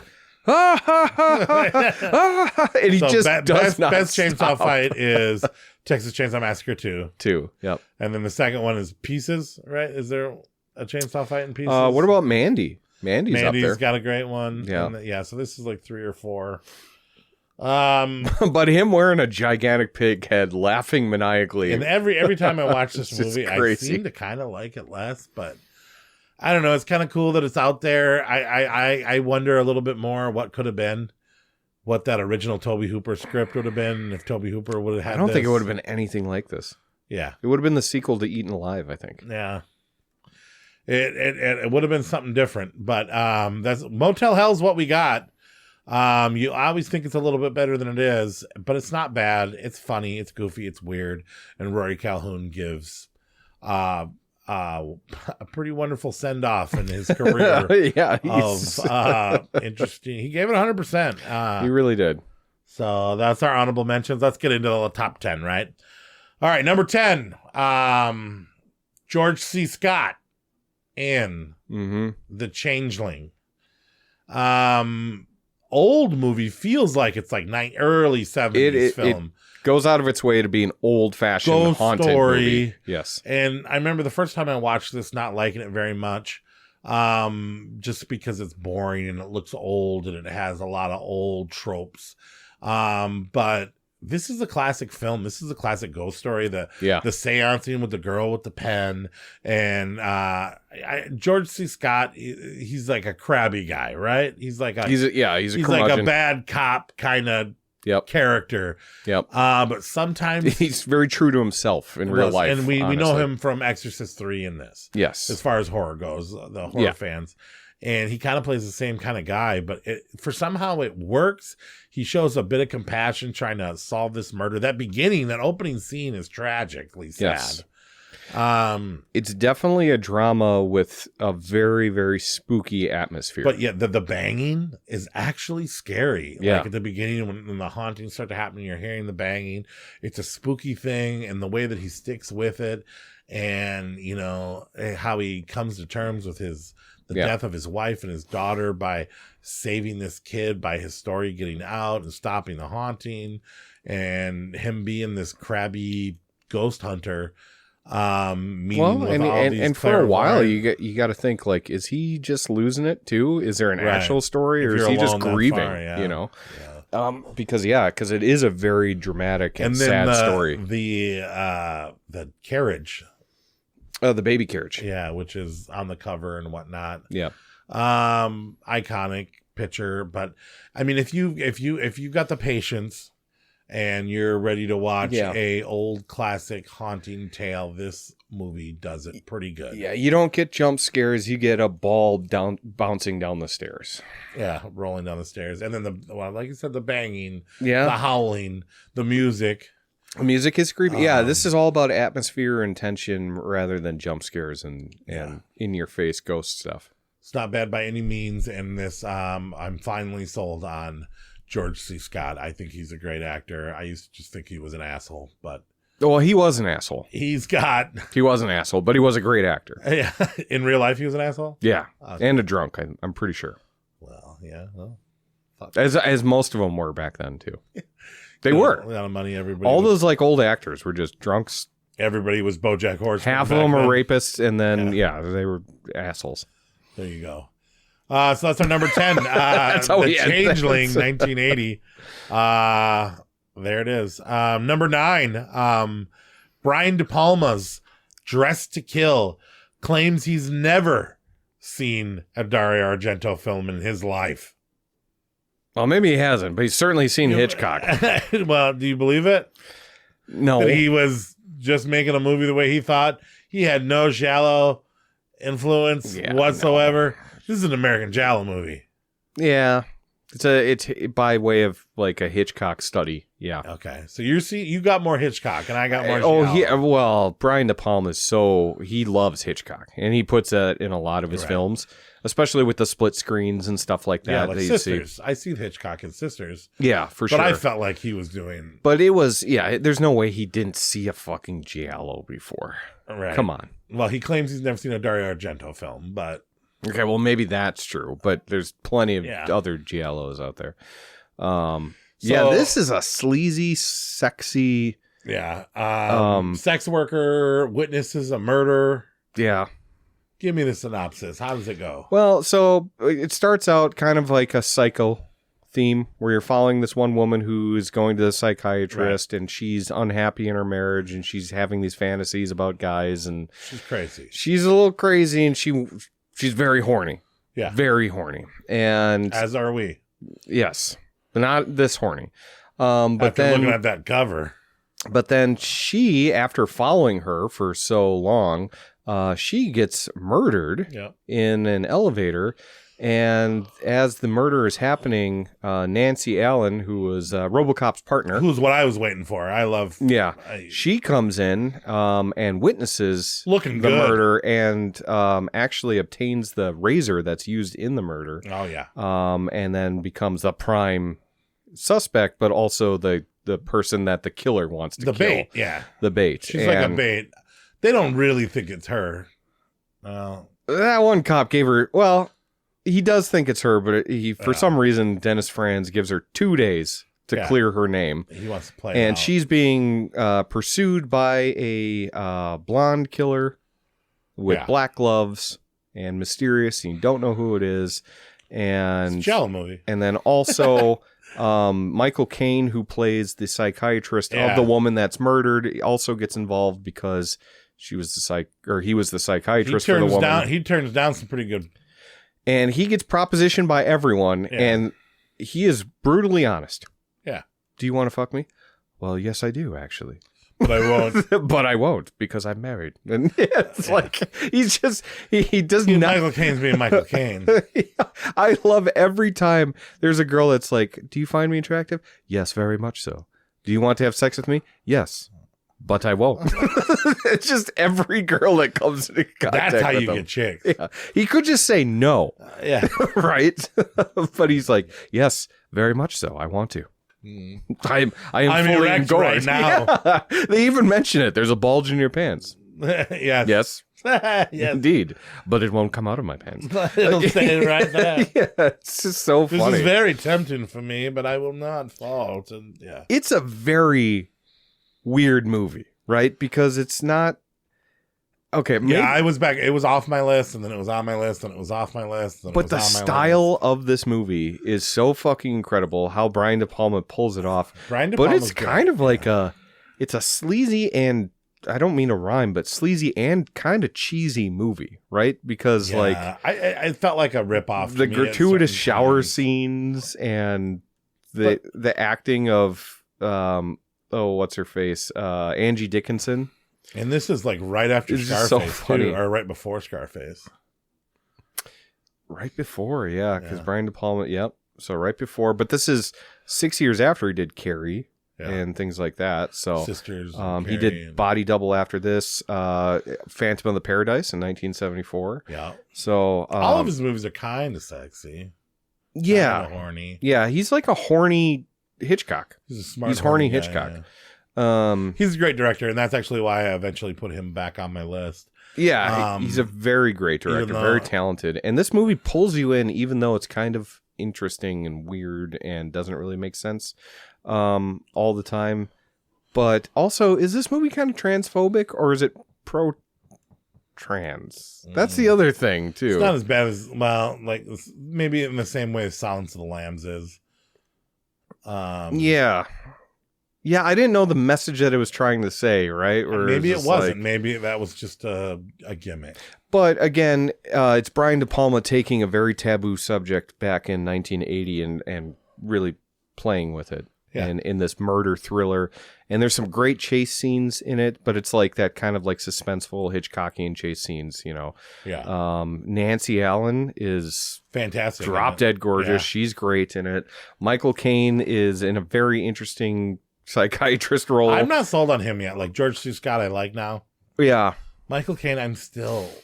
Michael Caine, I think he was playing this exactly how he wanted to, but you can never tell with Michael Caine if he really wants to be in the movie or not. Like sometimes he's stuck up in a certain. He is stuck up, and he's not on like Jaws: The Revenge type of level. Or maybe he's just British. Well, we are stuck up people. Yeah. I don't know. But yeah, I don't know. He definitely was. He plays a very interesting role. Like I said, this movie is deeply flawed, but at the same time, it's fascinating. It's well directed. I feel like Brian De Palma. Everybody should watch all of Brian De Palma's films. The mystery is no surprise, but at the same time, it is kind of. But it's not really though. When you think about it, there's a good enough twist. Yeah. But yeah. Yeah. Well, American Giallo, Brian De Palma, you can't go wrong. Michael Caine, Nancy Allen, and probably the hottest role she's ever been in. Check it out. Number 8. Do you have all the names ready to go? I think this movie has had 7 names. Oh, I know 2. So type up City of the Living Dead alternate names, and let's see how many there are, because there is a lot. I got you. Well, I know one because I put it in my list as Gates of Hell. Okay. And you asked me if that was the same thing. Okay, what else is there? Looking it up. Lucio Fulci's 1980. You're welcome, Adam. Trying to make Dawn of the Dead? Yeah, but it's still a supernatural ghost story too. Yeah. But I do believe he saw the success of that and he was like, hold my beer. Yeah. I'm going to make this movie with how many names? Well, I'm just going to stick to the ones in English. So there's City of the Living Dead, there's Hell's Gate, there's Gates of Hell, there is Zombie. Yeah. They just went for it. And then Twilight of the Dead. I mean, so many different things. I think Gates of Hell and City of the Living Dead are the ones. I believe that it is officially City of the Living Dead in America. In Canada and America, yes. Yeah. But there was a couple of alternate covers that said, the Gates. Yeah, I mean, Gates of Hell, it was also released in the United States. And that's the thing, and that's part of the drive-in stuff, too, where they just wanted to re-release the film. You're like, fuck, I already seen this movie. Yeah, where they trick you because they changed the title because they want you to come back and see it again. Yeah. And yeah, so they would just change it again, so. And Lucio Fulci is gross, and he uses colors and slime and pus and disgusting hues, and it's bright, it's gross, it's sticky, it's nasty. I had this at my last spot, tied to my last spot. And it's good. Not fun to eat with. No, definitely not. Not a good eating film. You get the zombies, you get the ghosts, you get the maggots, you get all sorts of things. I think this movie suffers from trying to do a little bit too much. Because I was pretty confused. Right, because it's a simple enough movie. Yeah. Of the undead ghost and everything like that. This is just gore and monsters and zombies and this and that and this and that. Then you're like, why is this girl throwing up her intestines? Yeah. I was kind of like, I don't know what's going on, but I'm enjoying. And then you have a kind of a slasher kill where the guy gets drilled through the head. Yeah, he was doing a lot. It was almost like a Italian 1980 Troma film or a Lloyd Kaufman film. Yeah. But it is good. The visuals are up there. The slime is gross. It's pretty epic Italian slop horror. Do you think this is? I mean, is this top? This is top 5 Fulci. Well, I guess we're gonna find out Thanksgiving. Oh, okay. But yeah, probably. It's got to be, right? It's weird when I watch Fulci movies and I respond to them differently every time you see them. Yeah. Yeah, because right now Zombie was my favorite for the long time, but The Beyond took it. Yeah, I used to not like Zombie, and then the last watch we did, I really liked it. I'm very curious for our Fulci episode. Yeah, I'm actually looking forward to that. And also, we're going to be fucking insane by the time we get out of that thing, too, right? Yeah. Oh, yeah. That'll be hard. Because there's about 30 of them in there. There's a fucking lot, and by the end of them, we're going to be quacking. Yeah. And eating brains. Ripper. And yeah. Yeah. And yeah, our voices aren't going to sync up with our mouths. No. Yeah, that's going to be... That is a gore fest, fun time, and possibly one of Fulci's best. You should check it out. Adam says it's the best one of the year. He loves it. You got, for Fulci fans, you got the legendary Christopher George and Katrina McCall, some of his go-tos. They were in Zombie. Yeah. You got kind of the old cast. You got... you do recognize some faces from other Giallo and Fulci films. Yeah, kind of the same writer, same music, all that stuff. It's kind of in that zone of... I actually had to look up, is this Goblin doing this? And I realized that this year, Goblin did Alien Contamination. Oh, yeah. Which... wasn't shitty. He didn't do the Argento, he didn't do the Fulci, but right. But he did the Alien Contamination movie. No, he's full on Fabio Frizzi. Yeah. Now, who is similar? It's progressive. He's definitely right there with Claudio Simonetti of Goblin. So yeah. Speaking of Italians and Goblin not being in the film, our number 7, Dario Argento's Inferno is our number 7. Honestly, could have used more Goblin in this film, or any at all. The music, when I rewatched this one this time, I'm like, music kind of sucks. Well, and you can tell that too, because you're expecting a certain thing, especially being a sequel to something that had one of Goblin's best soundtracks. And then, so I feel like Inferno's trying to do more Suspiria, because it is a sequel to Suspiria. Yeah. Even though no characters come back. No, it's just a different mother through the books. It's just the mother.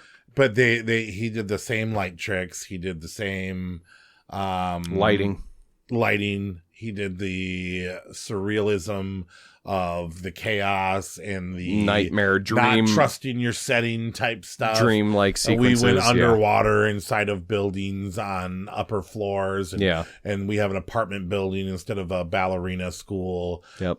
They all look really similar. And as I mentioned on our Dario Argento podcast, he was severely sick and had one of the bavas assist direct him on this one. I think that I feel like they were just trying to get it out and give it the check marks on this one because it's not that riveting of a story. I enjoy the atmosphere. I enjoy the look. I like the monsters. I love the underwater stuff. I don't want to lose the or I don't want to like use a phrase that I think is really trending right now, but it loses the plot. But it literally loses the plot throughout the movie where you're like, what this looks cool. This is like Suspiria. This is all those things I like about Supernatural Dario Argento. But yeah, what the fuck is going on? You're just kind of like wandering after a while in this film. About the characters. You really do. And you're like, yeah, this is an Argento film. This is a great example of what Argento does great, but he missed the core. He missed the body of it. And I think Bava maybe did more of this movie than we actually think. Yeah, because Argento was just giving him the thumbs up because he was deathly ill. Yeah. And divorced and he was going through a really hard time. Depressed and sick, I believe. And then he was being pressured to do something like Suspiria. Yeah. You know. You had 4 years, Dario. Let's get it out. Right, yeah. Yeah, it's kind of... Let's get it out. Yeah. But he showed them, because how long did it take for the third film? Yeah, well, that would have taken, another 16, 17 years, and... What the fuck? But yeah, it's still early Argento with the crazy dreamlike atmosphere, the colors, the shit that's going on. Like you're not seeing movies. It's fun to watch. Like Honestly, this movie is perfect for. I like to take my little desk out. I'll get some of my notebooks, maybe do some drawing while it's in the background. It's a fantastic background film to look up and get some inspiration and remember some fantastic filmmaking things. But no, it's not truly a riveting plot. I'm never talking about it outside of my life because it's no I kind of don't even know what the fuck is happening. No, I really don't either. However, we still appreciate it though because there is something there.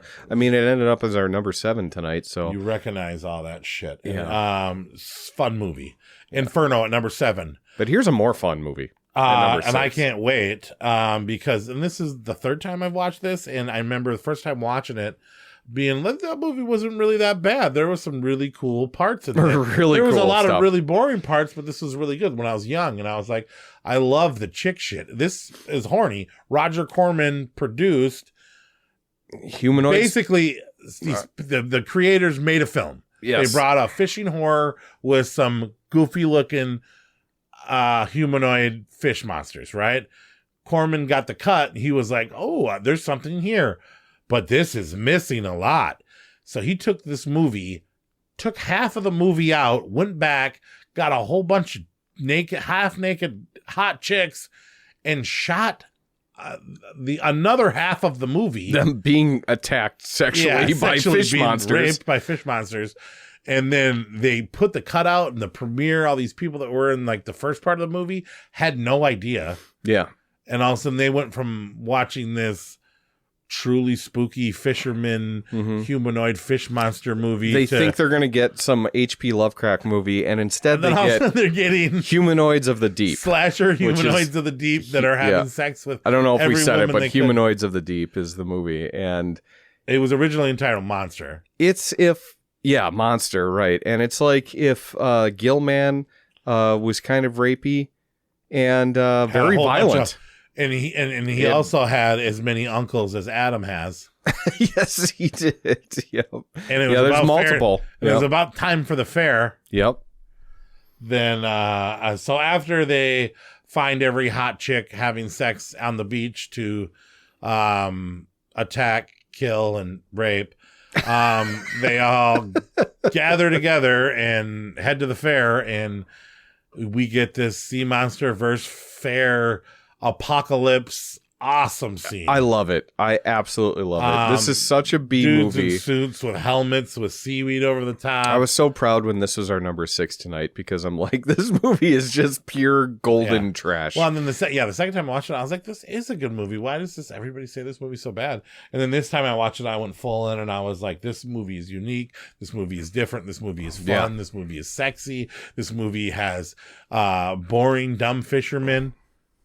Yeah. That are still fun to watch because they're characters. Yeah. No, it's so energetic. And it's a breeze at 80 minutes, too. It's just a lot of fun. Maybe one of Robert Corman's best works. I agree. And for everyone that's like, oh, it sounds like there's a lot of rape in that movie. Well, there is. It's silly rape, but it's silly because it's a man in a fish costume. Just shaking on top of shaking on top of some girl with her shirt off. But I mean, not necessarily. It's not she's all screaming, but yeah, you don't feel that gross about this fish rape. No, because it's so silly, and and yeah, so there's some of that, but also the fish monsters are brutal too. I mean, they have very sharp claws. They will slash your throat out. So there's some fun gore scenes in that. But I mean, when they show up to the fucking fair, on the boardwalk, and then it becomes like a Gremlins movie. You're like, this is great. Yeah, they're having fun. They're having fun with it.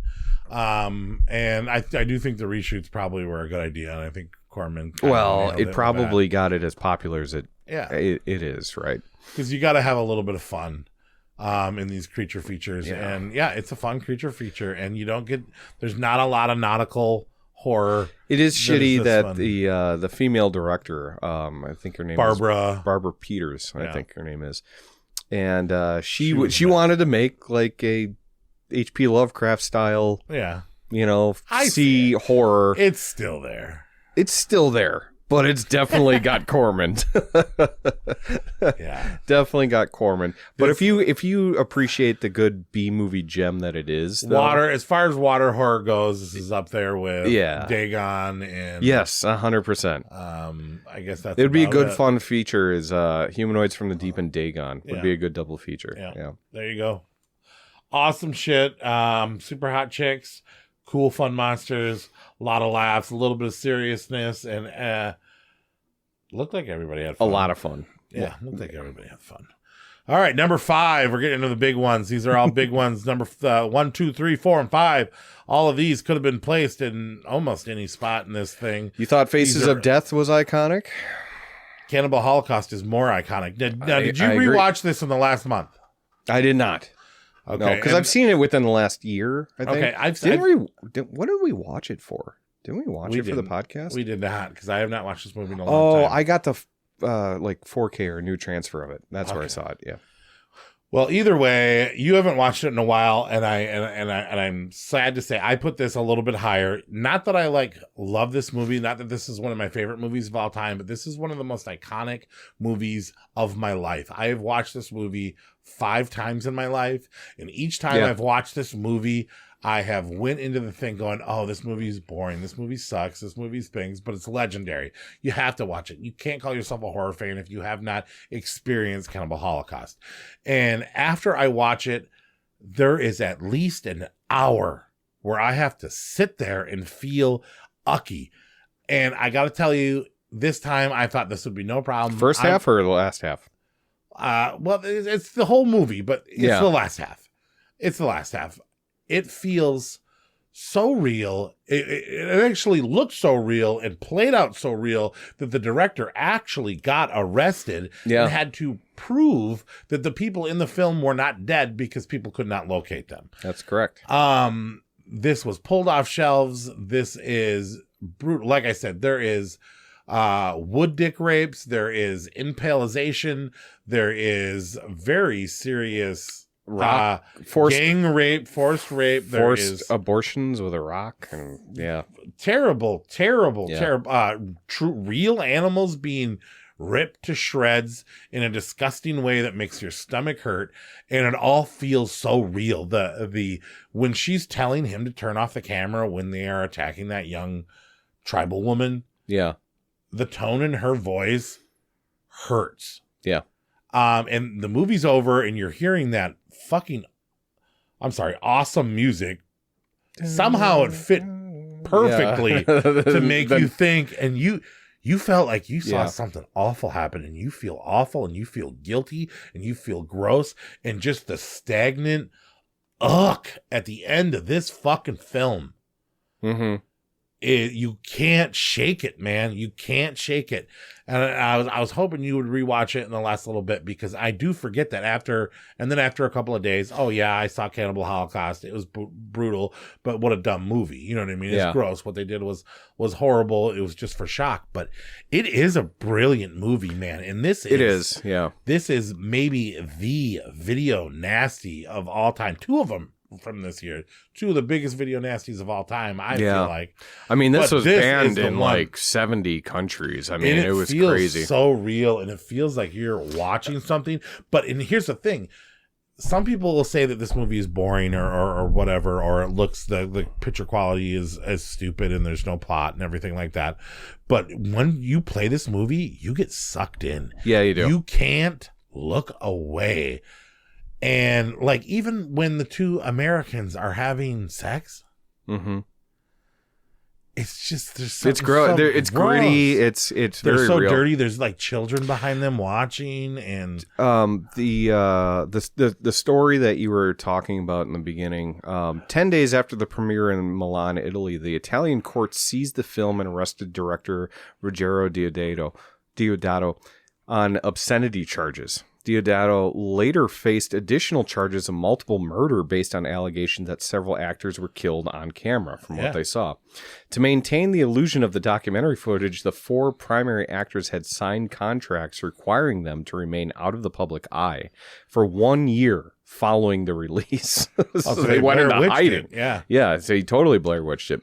To disprove the charges, Deodato contacted Luca, but I can't pronounce his last name, and instructed him to locate the other three actors. The murder charges were then dropped once the performers appeared in court. They had to go all the way to court to prove they were not killed on film. Right. And well, and like the burning of the village. Can you imagine that? Excuse me, sir, take down your pants. Show me you still have a penis. Well, no, and like when they were burning the hut, though, like those tribal people, like when you look and peer into the building, the fucking fear on those humans. Those were people that maybe didn't understand what situation they were in. There was genuine fear in the eyes of some of those people when they were burning that village down. And it feels so fucking real. And I understand anybody that goes, if you read the comments and the stuff of the people that are so mad about the turtle and people that are so mad about the animal deaths and the the real stuff. Dude, I'm thinking about those actors that probably got paid nothing that were really like woods people, right? Yeah. No, they were because a lot of cannibal films you can see is just white guys with dirt on their face. Yeah, and this was real deal. This fucking they went on location. Yeah, and like did bad things. Well, I mean, so there was something bad about what they were doing. There's no way. So they were killing real animals. They killed that sea turtle. That wasn't a big deal back then. No, because the crew ate it. They were going to do a fake monkey head for the brains, but then they found out all the tribes people in the area found that monkey brains were a delicacy, so then they actually fucking killed a monkey for that too. I watched it recently in the last year because I picked up the Blu-ray copy, the one that has all the animal scenes cut out of it, so you can watch that version. It's the exact same film. You don't miss anything else but the animal death scenes, and that's my preferred cut because I'm an old softie and I don't like to see it.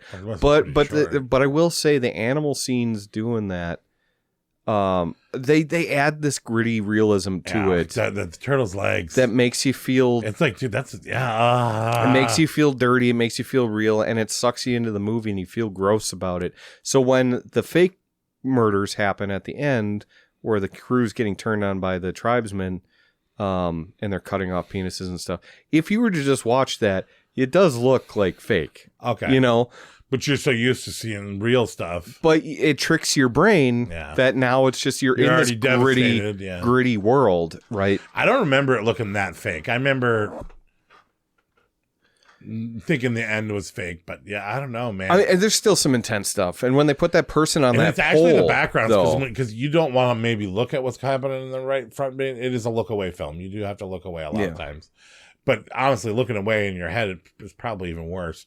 But it's the faces of the people in the backgrounds that really get me. Yeah, Like they were doing this in front of people that didn't know what was going on. No, they must have been just fucking blown away. But I mean, like, there is still some effective, brutal gore in this film, and like that movie is legendary. That woman on that pole looks very, very real.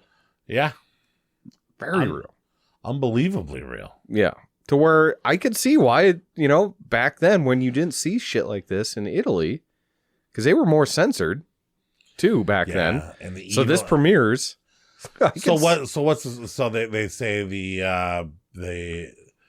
it tells what's the word I'm thinking about? The satire of America, how we use things and throw them away and use them. Oh yeah, consumerism and how we just don't have a respect for cultures and stuff like that. We're very exploitative and very I didn't have that much time to get into that because I was so.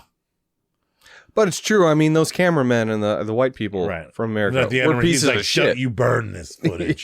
He goes, "Oh, you want to see the stuff that you haven't seen?" And then they take him in the room and they're like, "Burn the tapes, burn the tapes." I don't know, man. I think this is eons above Blair Witch, and Blair Witch was my found footage. Yeah.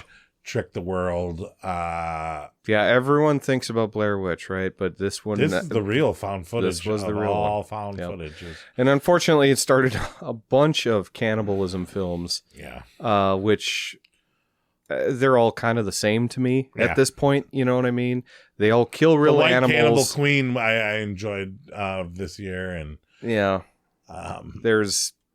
Cannibal Ferox. Yeah, none of that felt real. None of it looked real like it did in this one. This one just, there was something like, if you go in most infamous fucking horror films of all time, this is top 3 or 5.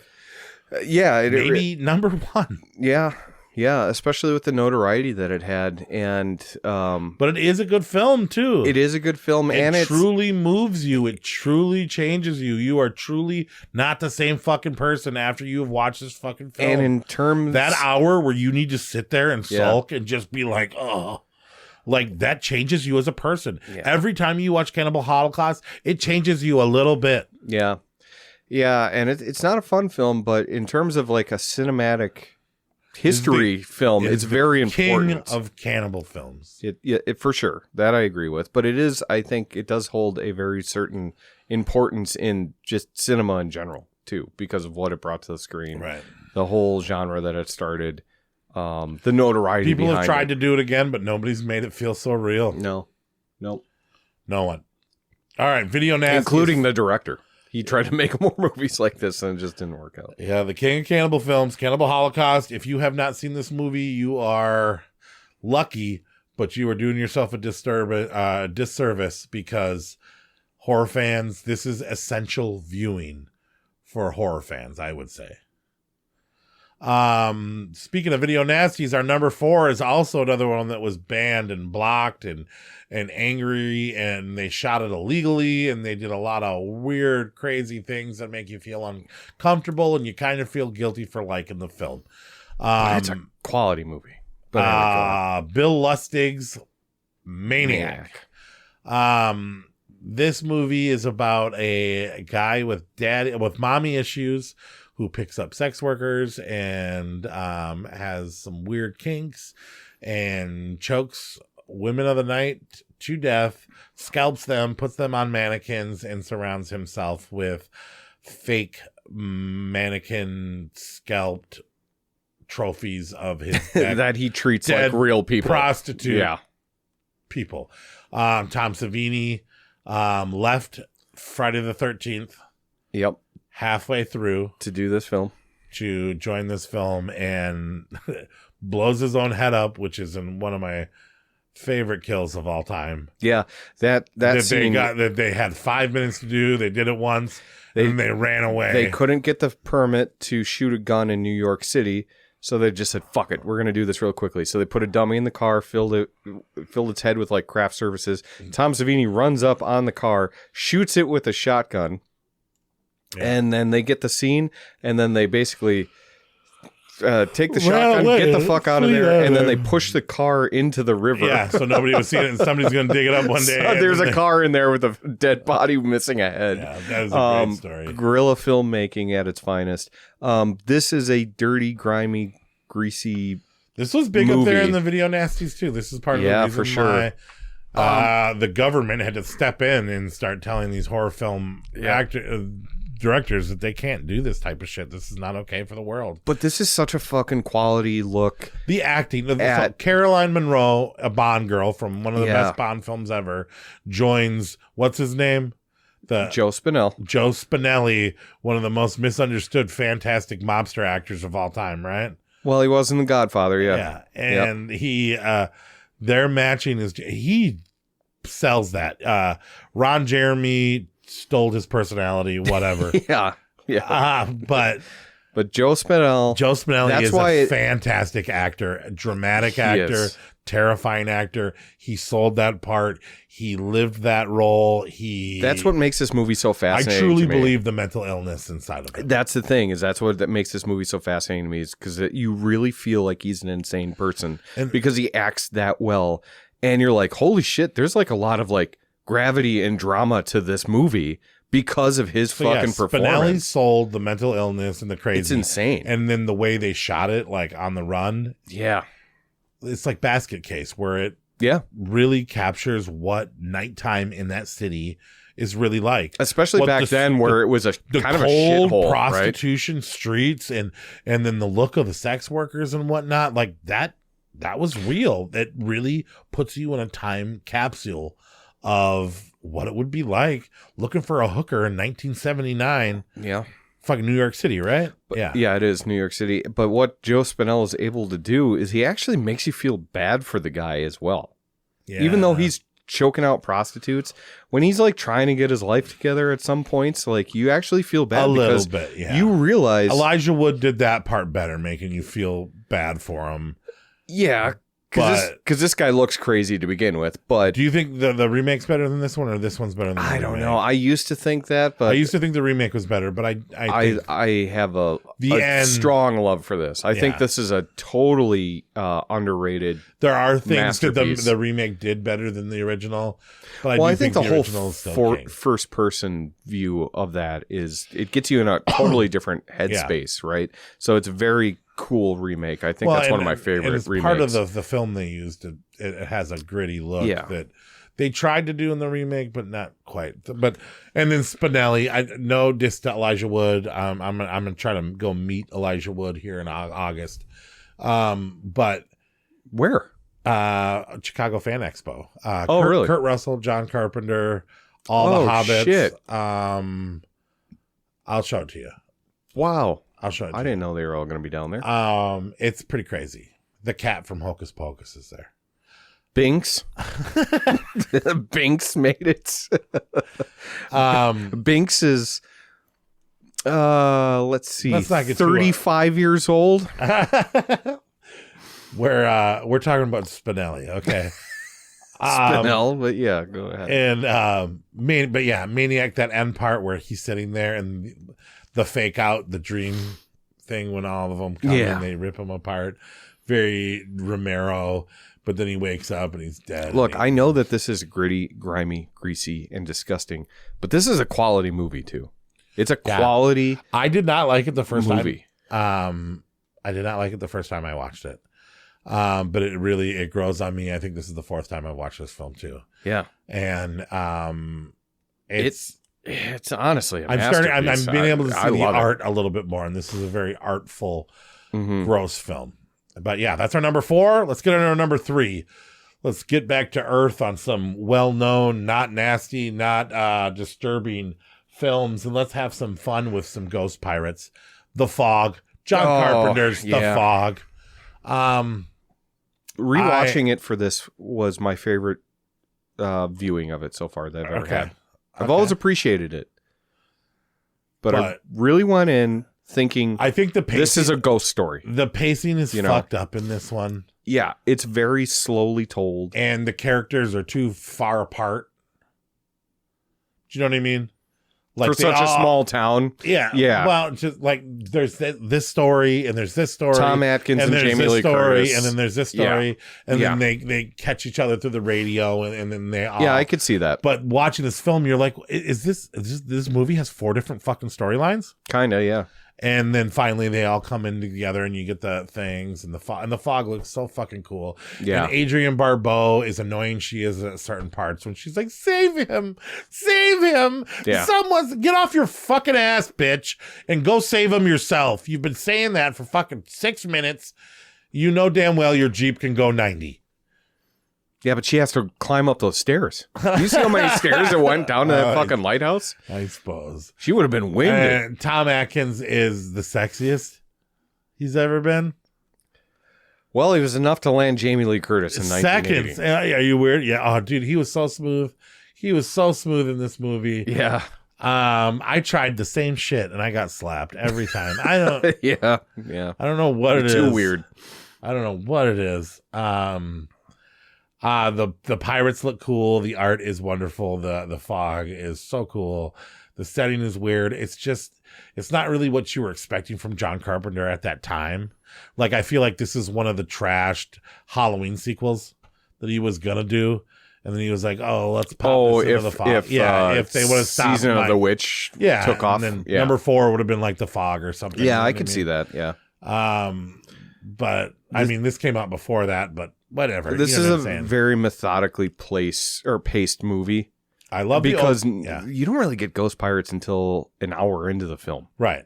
You really don't. You get the story. You get some creepy happenings. Yeah. You get the kind of the fishing boat attack in the beginning, but really there's not much that happens in there. You're just getting the really lore, cool music, the atmosphere, good things, and then boom at the end. It's a fantastically long, awesome Tales from the Crypt episode. Yeah. That it places old horror with new horror. Well, I guess 80s is old now too, but I'm talking before 80s, after 80s. It blends those two worlds together in a really cool way, where you still get the classic spooky ghost shit, but you also get the 80s horny fun of it all.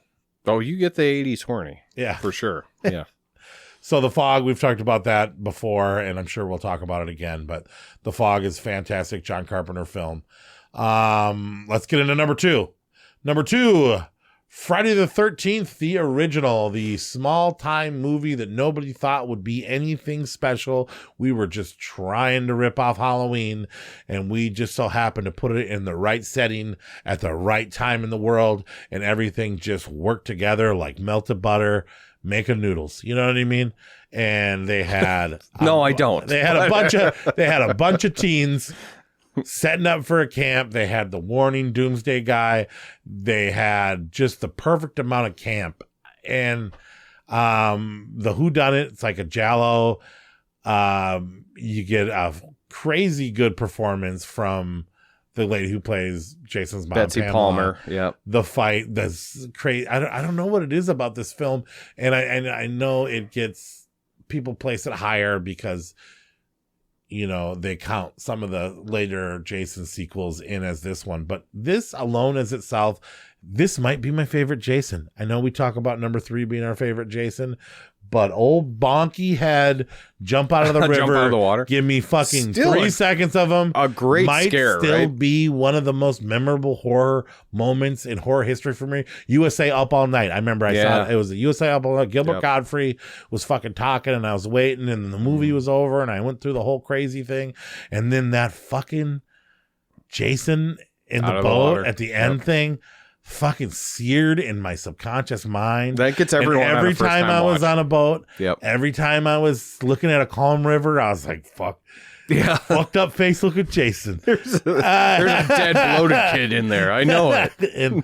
And before that, the setups and the POV, and it's got a lot of rewatchabilities. It really does. I almost know it like the back of my hand. It's very charming, this movie. I it can really almost is. speak along with it like it was fucking Fight Club in the 2005. Like I can just say every move. I know everything that's gonna happen, but I still love it every time.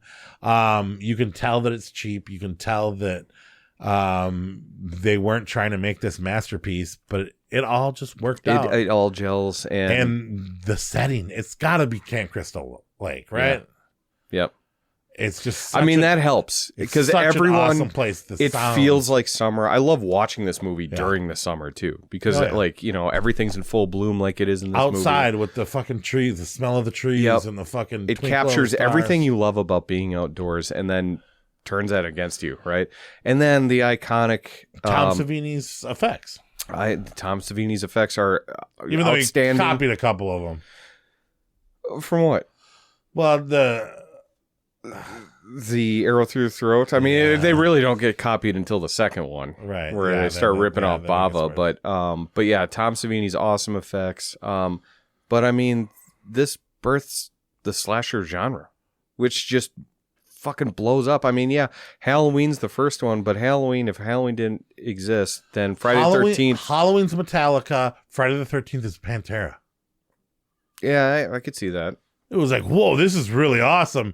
And then they were like... Or Megadeth. You got it, yeah. Friday the 13th would be Megadeth. And then Pantera would be Nightmare on Elm Street or something? Yeah, Nightmare on Elm Street would be a good one, yeah. But yeah, it got brutal. Yeah. And it was just like, damn, this is fun. It skyrocketed the genre of slasher films. Blew up. And then it created Jason. 8 years of hundreds of slasher films, including every fucking holiday known to man got its own slasher film. Birthed the genre. It put horror... Just like our number one, Mother's Day. Yeah, right. No, but it put horror on the map of being something that... kids love it, and they, I mean, it made that's where you take a chick on a date. It made it cool. It made it a thing to do. It made it pop culture, and it made it, and it didn't. It was for everyone. Yes, everyone enjoyed it, even though they didn't want to admit it. Friday the 13th is a good time. It is. It's junk food, and you know what? It's okay to eat junk food every once in a while because it's good. And now that you have your junk food, why don't we have a real meal? The juggernaut of all horror films. Not only is this in every top 50 horror film of all time movies, this is arguably one of the 5th greatest films ever made of all time in the history of the fucking world.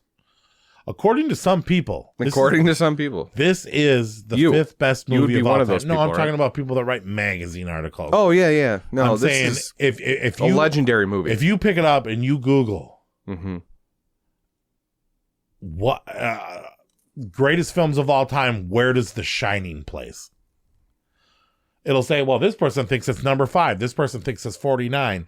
Fucking, according to this, it's number 25 of movies of all fucking time. On IMDb? Not horror movies. Arguably the greatest horror film ever made in the history of the world. And according to many magazines and experts, one of the 5 best films ever made of all fucking time. The Shining. It is so complex. It is so well done, so thought out. So, are you looking up stats? I was just going with a list. Everyone knows this list. It's the top 250 of all time according to IMDb. It's 67. Top 250 movies on the entirety of IMDb ever made. Yeah, ever made. That's 67. Something to be proud of. Yeah. Stanley Kubrick, the master, dives into the horror genre for the first time ever, making a Stephen King story, but totally just making it his own. Well, yeah. Wanting to make sure everybody knew that Stephen King doesn't get the credit for this film. and Stephen King didn't want the credit for this film. He hated this film. That was a war. They probably hated each other. They did, and I get why, because Stephen King was very... Kubrick was like, fuck you, King. Kubrick was like that. Fuck you, I'm going to make my own movie. But Stephen King was an alcoholic.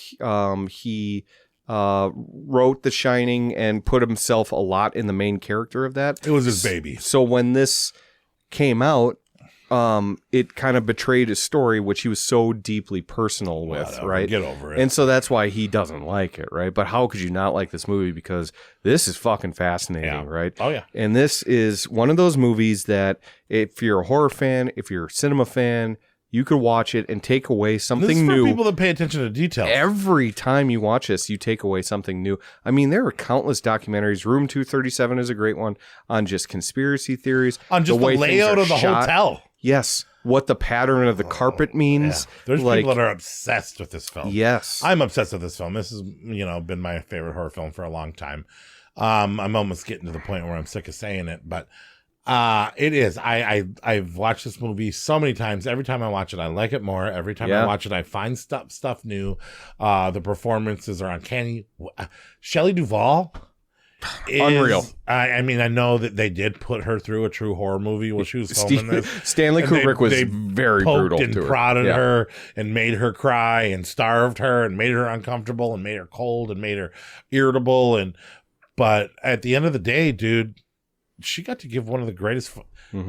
She gave the greatest final girl performance of all time. It'd be hard to pick a different one. I mean, like, who do you got in the running? It. I mean, well, who's in the running? I'm not going to. Campbell, Jamie Lee Curtis. Yeah. Those are the only two that come to mind as far as fame for final girls. But I can't. But Shelley Duvall. That's why I said I was about to say one of the greatest. No, the greatest final girl performance of all time. And because the fear, when I was a kid and I used to watch this, I used to think that her performance was a little bit annoying. But as I've grown and as I've watched it and how I have grown on this character, Shelley Duvall makes this fucking film, and the terror in her eyes and the fear in her eyes and the motherness, the survival instinct, she's such a weak character. They made her look weak, but she overcomes this all. She has to go through the realization of giving up on her husband, whom she loves, and dragging him in there and accepting the fact that he's not coming back. And if she wants to save this, she has to do. Oh my God. Yep. That girl went through hell from Stanley Kubrick and from Jack Nicholson. And Jack Nicholson's performance, for fucking Christ's sake. Yeah, I mean, the only argument that I could possibly have, which I know some people have, is that he basically goes instantly crazy, right? He does. But it's like, that guy's already an asshole. He does. He does seem like a jerk right out of the gate, right? But he pretty much goes instantly crazy. But there is a descent where you see There is a descent. He wasn't a great person. He had that evil in him. Yes, because of the alcoholism. And he was a bit of an irritable guy. Yeah. But he wasn't a bad guy. No. And then it did happen pretty quick. But but his performance, I mean, you forgive it because it's just. What about that part when she catches Danny and Danny's sweaters when he meets the girl up in 230 whatever? Oh yeah, 237. And then she's like, "What did you do to him?" And then he's like, "I didn't fucking touch him." You know what I mean? The look on his face, he really didn't do it. You know what I mean? And then he kind of snaps. I don't know. Or when he's writing and stuff, and he snaps at her. Oh yeah, that was. She tries to bring him a sandwich or something like that. I think. Yeah. He's like, if Jacoby was here, we'd have him do it, but we don't. Yeah, I think I still have the old sound clip of it. We're not gonna try to do it. Yeah, here we go. You've had your whole fucking life to think things over. What good's a few minutes more gonna do you now? Don't hurt me. I'm not gonna hurt you. Stay away from me. Wendy. Stay away. Darling, light of my life. I'm not gonna hurt you. You didn't let me finish my sentence.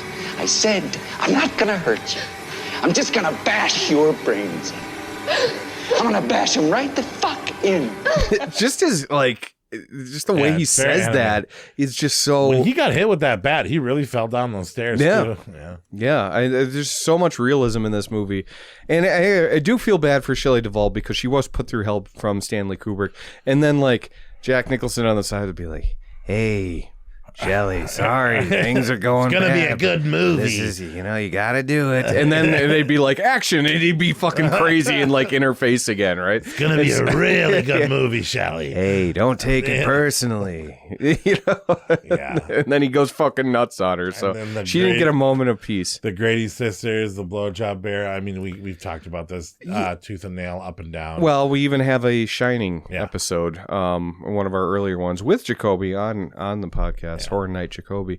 So yeah, that if you want to hear us go way in depth, we do that there. So definitely check out that episode. But I mean, this is just something that you seriously can watch, and it operates on a different level from almost every other horror film out there. Yeah, it's almost too good. It's an art form. Too good to be. It's a scary film. it's incredibly shot. I mean, there's just so much to take away from it. And then if you ever feel like you've watched it, then go watch one of those millions of documentaries that are out there. Oh yeah, which just pulls a thread on the sweater, right? And then all of a sudden you're like, this movie I gotta has watch this created again. more lore and more things to talk about than most series of films have made. Yeah, this movie. I mean, this is a series, but and is it accidental? Is Stanley Kubrick that much of a genius to where he put all this in there knowingly? Wow. I mean, there's some of it out there where you're like, maybe they're onto something. Maybe he was that ingenious. It is a map for you to figure out. Yeah. All right, let's recap. Number 10, The Changeling. Number 9, Dressed to Kill. Number 8, City of the Living Dead.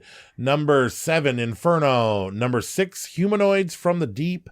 Number 5, Cannibal Holocaust. Number 4, Maniac. Number 3, The Fog. Number 2, Friday the 13th. And number 1, The Shining. I know that there are movies that you are thinking that should have been in this rank that aren't in it. Huge shout out to Altered States, where we both had it on our list, but it still didn't make the list, which is a little bit on the sci-fi end, which is why I put a little bit lower. And the end is a little bit, the effects at the end are a little bit dated, but pretty awesome fucking smart guy, sci-fi horror. Shout out to Christmas Evil for Fiona Apple's dad doing a awesome Christmas Taxi Driver. Yep. Shout out to The Children, where they get black fingernails and I really like that one a lot. Eat up and smoke up. Cannibal Apocalypse is Holocaust. Cannibal Apocalypse was a weird one. First watch for me. I had a fucking good time. Huge shout out to Hex. Hex is a Shaw Brothers film. Sure. It starts slow, and I was going to force you to watch this movie. It just made the end of my list, but the end of that movie is fucking bonkers, beautiful. It's on AMC right now. You can watch that movie in all its entirety. Stick with it. You will love it. Did you watch Encounters of the Spooky Kind? I couldn't find that one. Oh, okay. You can find 2 everywhere, but you can't find number 1. I've never seen that movie. Do you have it? On VHS. Oh, you do? I got it from Adam. Oh, awesome. Yeah. So how much you pay for that son of a bitch? Wasn't much. Wasn't much. Wasn't All much. right, well, good for you. I guess not. I guess the market for Encounters of the Spooky Kind is down there. I wish I would have borrowed that. He Knows You're Alone. I actually thought was a pretty good American Giallo too. Hell yeah. Mother's Day. Mother's Day is a blast. Mm-hmm. And better than I remembered, because those guys are so goofy and so stupid. Yeah. But those girls actually acted their fucking faces off with that torture. If you like incest rape movies, this is your movie. Yeah. Death Ship, I actually watched for the first time. I actually thought that was kind of fun. You're a Nazi fan. I don't know why you didn't, not like a fan, but you like Nazi in your films. I like them dying brutally. You didn't like Death Ship at all, huh? I think the poster is better than the movie is. The poster is a lot of fun. And then Prom Night, of course, we did a lot of that Terror stuff. Train. Terror Train also this year. Night of the Demon, I finally got to watch after we did that. That's not that good. Saturn 3 was weird. Night of the Demon, the dick ripping Bigfoot movie. Yeah, it's fun, but it's not. I wanted it to. It's not going to better. make our list. Yeah. Blood Beach. Shout out to Blood Beach. Yep. It's not a good movie. Anthropophagus. Gross. Yeah. Yes. That was very gross. Joe D'Amato ripping guts out, eating placenta. Yeah. Shout out to Blood Beach. I know you have a copy of Blood Beach, but that movie does suck. It's not great, but it's cheesy fun. Movie. Oh, it was tough. I was surprised by the monster in the. I watched sand. an awful copy. Oh, that doesn't help. Too, Yeah, so that doesn't help things. Anyway, so that's about it for that. 1980, great year, of the best decade for films ever of all time. Should we get into awards? Yes, we should. Who will win? What will be left of them? And what do humans taste like? Find out in this edition of awards. What do you think people taste like? I think it's gonna be fatty pork. You know, have you ever eaten this fat on bacon? Lots of flavor. I don't like that. Like in the movies, You don't like that we'd probably taste delicious? Stringy meat. Do you think we're that stringy? No, I don't think so. I really like. I think there's a reason why they call it long pig. I like lean meats. Why they refer to humans as long pig. I think there's a reason for that. Long pig. We probably taste delicious. I hope to never know. Well, but maybe I've accidentally I don't think eaten it's it. the biggest taboo To eat a person. Well, there's bigger ones. There's bigger ones. Yeah, there's bigger taboos. I'm just saying. We're putting us on the ground. Look, if Grandpa Ken fell in a vat of Spam, I could have ate him. I'd have no way of knowing. Well, right. Well, what if a person wanted their family to eat them? You know what I mean? But we have so much food available to us. But if we were in a situation like that's your dying where wish? Food was hard to have, and when you died, you wanted the people you loved to eat you, to nourish them, to go back inside of the people you loved and be eaten. Is that really so fucking weird? I think it's weird to shit your mom out. Well, but at the same time, yeah, it goes in the dirt, and then and then you grow flowers. It goes in the dirt. Yeah, it grows flowers, other pretty things. Strawberries. What if you fertilize? Feeds other life in there. Yeah, I mean, it's all. I never once wanted to shit out my dad. That's really what bugs you. The shitting of my parents. Oh, yeah. Yes. Yeah, I think that would be. Out of all the taboos, I don't know if cannibalism is the worst. Yeah, I don't know. Do you want to be eaten? Well, I want to be taxidermied. But okay, sure.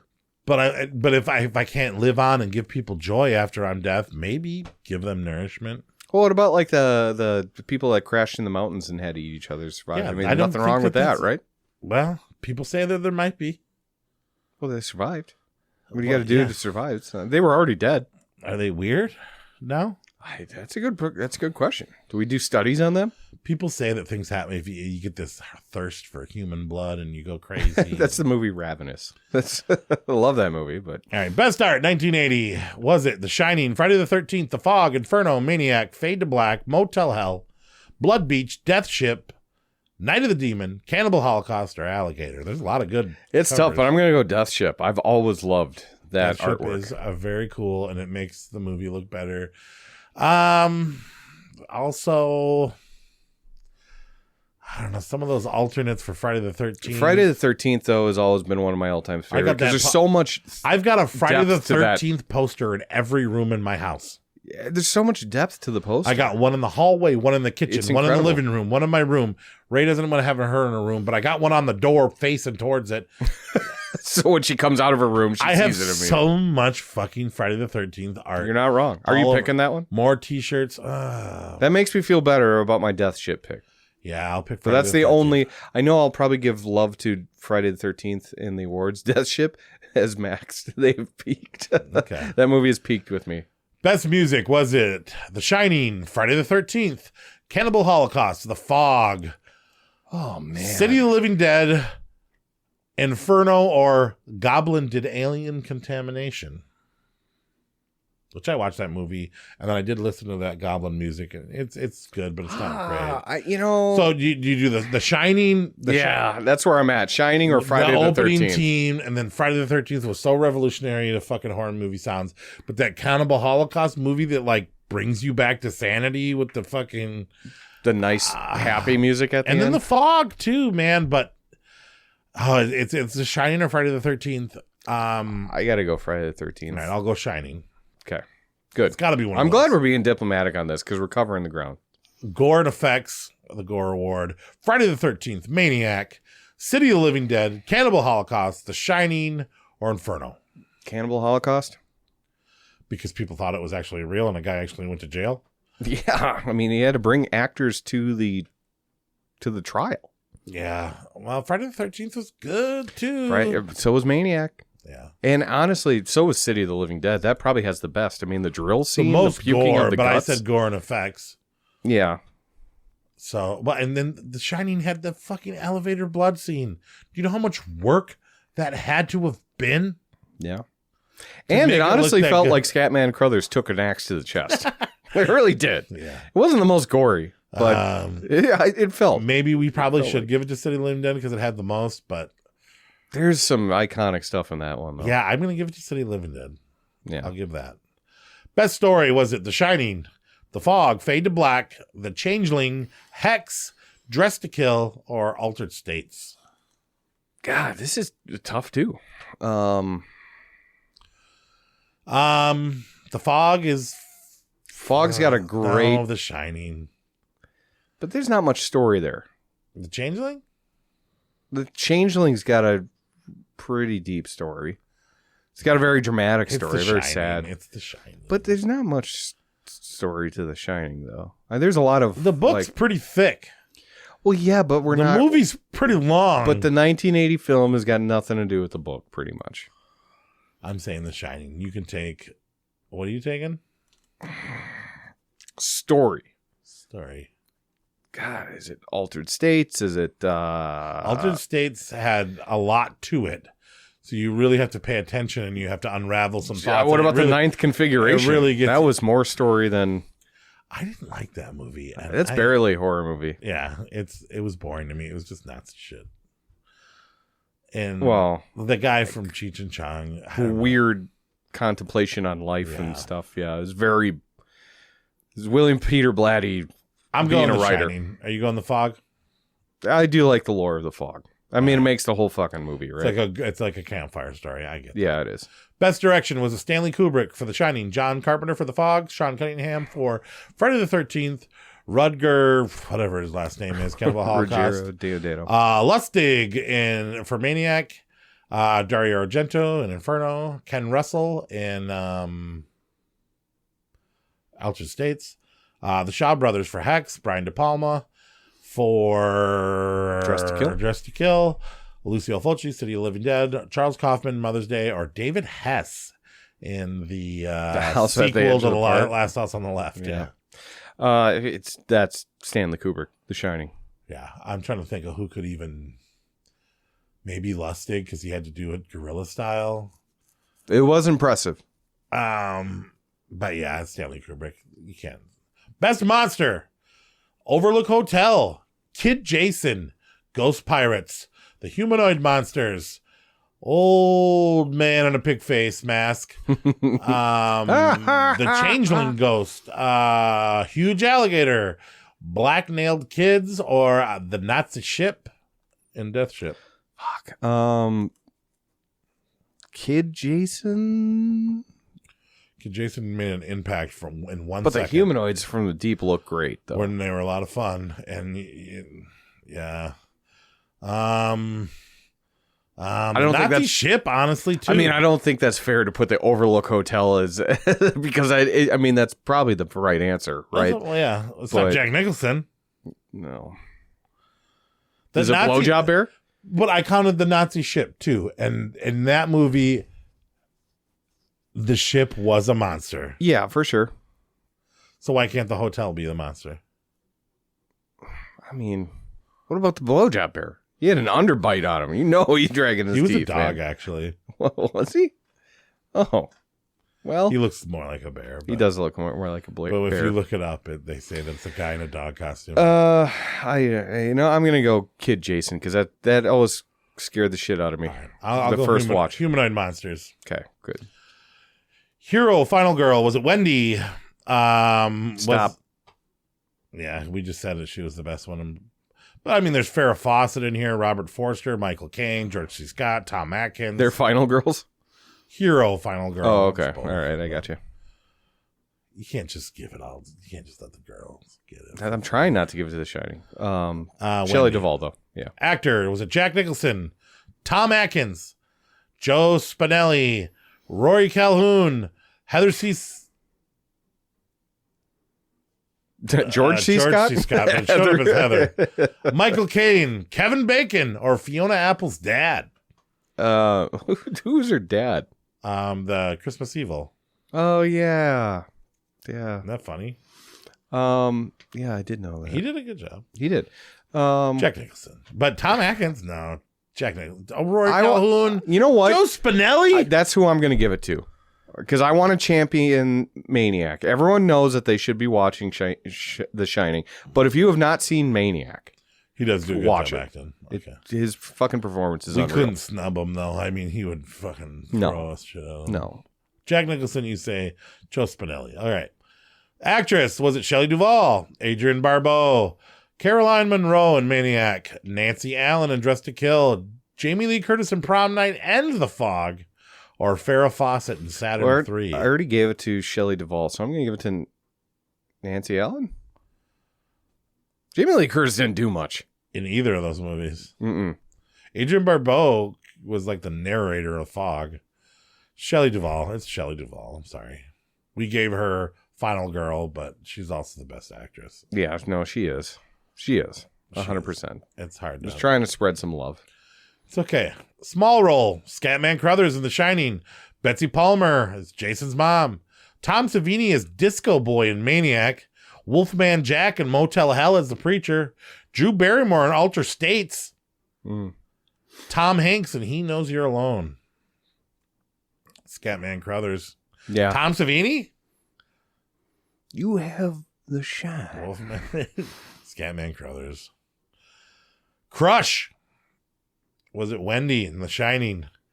The chick in Friday the 13th that was supposed to be the cook that got killed in the beginning. Jamie Lee Curtis. Carolina Monroe in Maniac. Nancy Allen in Dressed to Kill. Anna Pironi in Inferno. Marilyn Monroe lookalike in Fade to Black. Terry in Motel Hell. That Marissa chick in Alligator. Mary in Cannibal Holocaust, the the girl that guy had sex with. Because she was putting it in his face. She was. And the main girl from He Knows You're Alone. Nancy Allen. See, well, now that you said it, she feels like I can't have a crush on a girl that you already kissed. I kissed Nancy Allen? Well, you picked her first. Yeah. We picked Shelley Duvall. Not for crush. You can't have the crush on the same girl. Well, you didn't say my other one. What was the other one? Axe Face from Friday the 13th. Oh, you like her better than the other? I kind of did, yeah. Okay, well, we picked Nancy Allen. She was I mean, she was good enough to be having sex with Kevin Bacon. Well, Kevin Bacon wasn't anything at that time. He's still a good-looking guy back then. Well, that's your crush. Kevin Bacon? Yeah. No, it's Nancy Allen for sure. Nancy Allen. All right. Best ending. Was it Friday the 13th? The Shining. Maniac.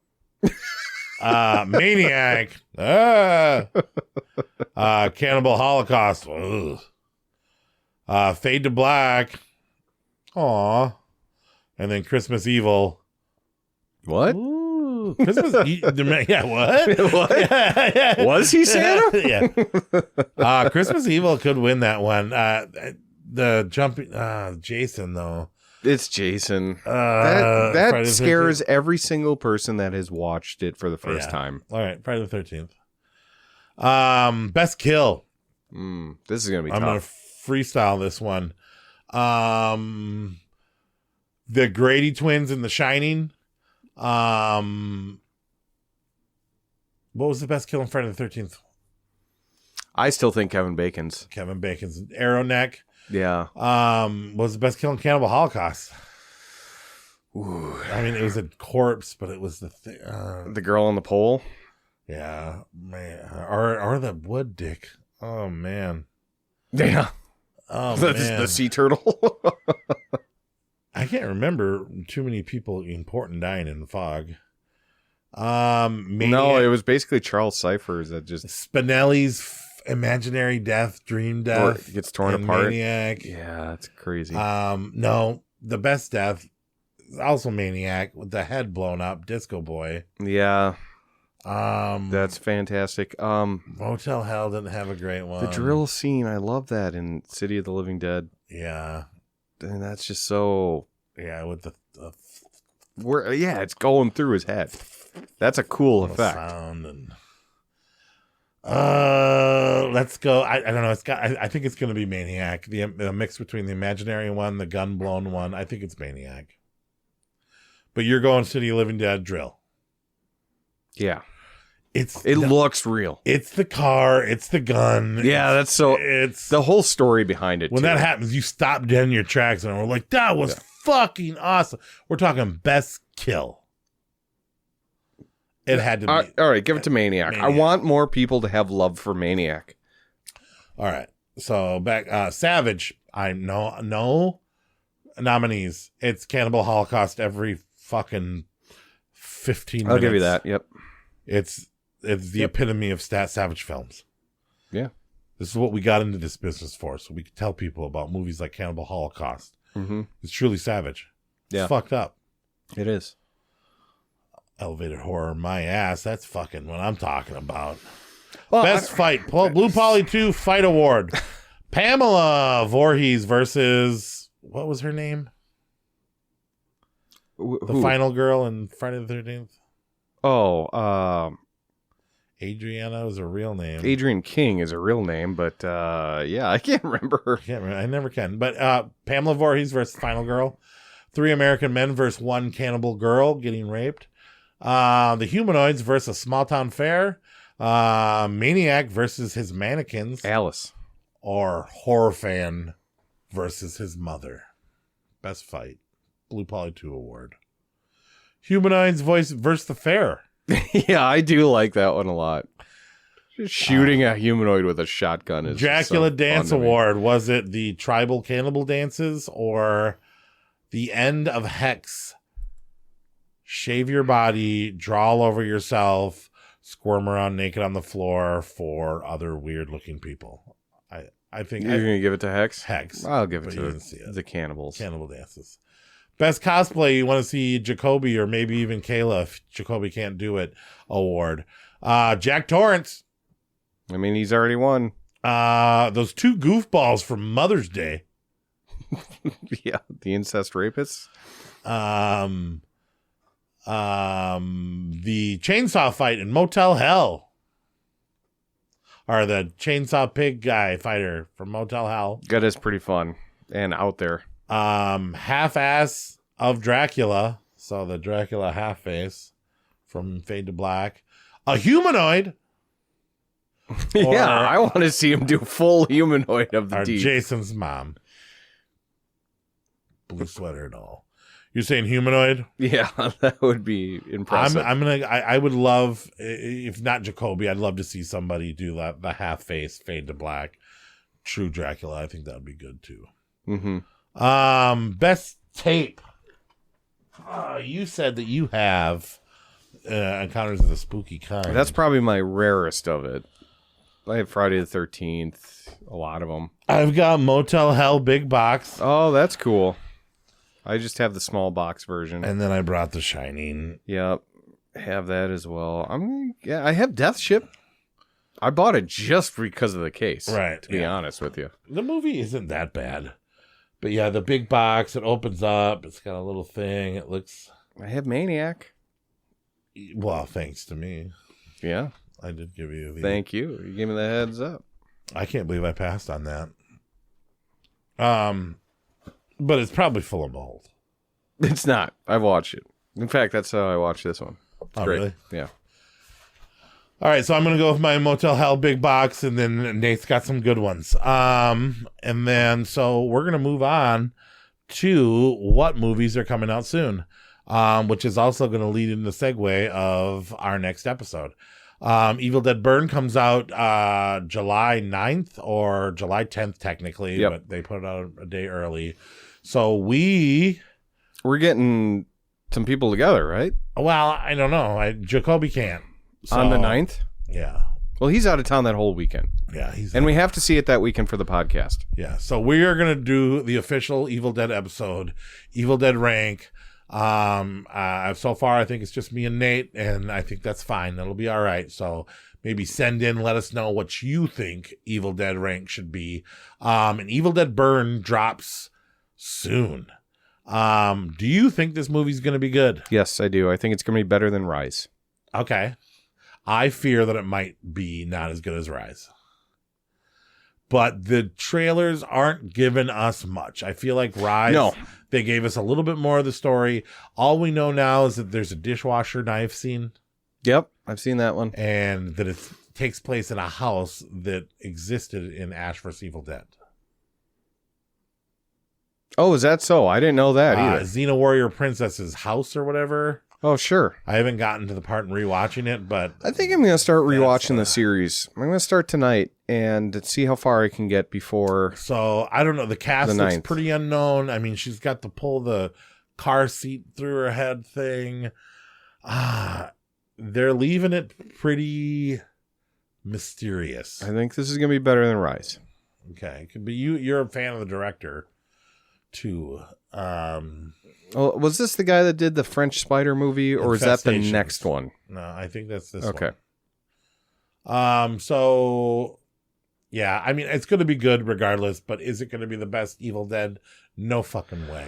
No. Is it going to be the worst? Possibly not. Maybe. Yeah, Sebastian Vanek.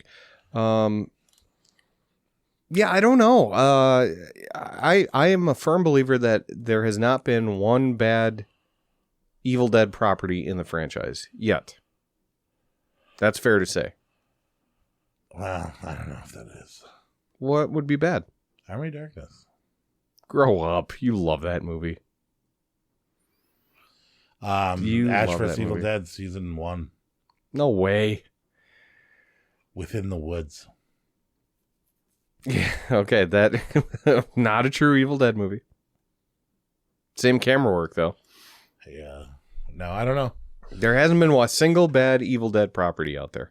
Hasn't been a bad Texas Chainsaw Massacre either. Yes, there has been one. Has. But they tried more times. Of course, Evil Dead didn't have any. Well, Evil Dead's getting its due now. It's got 2 movies in the next 2 years. It'll get its flop. It'll come sometime. I worry. Well, The Mummy. Evil Dead, yes. Lee Cronin's The Mummy is probably the worst Evil Dead movie so far. You're 100% right.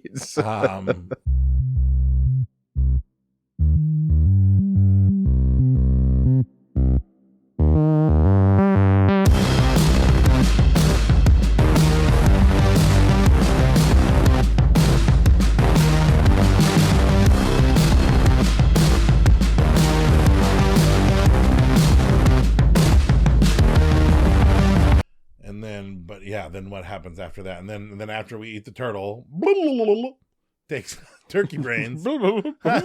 Takes there you go. Follow turkey brains. And then turkey brains will take us deep into the things, and then they'll be that's the guide's name is actually turkey brains. Well, that's what we're calling them because we don't know what he's saying. Yep.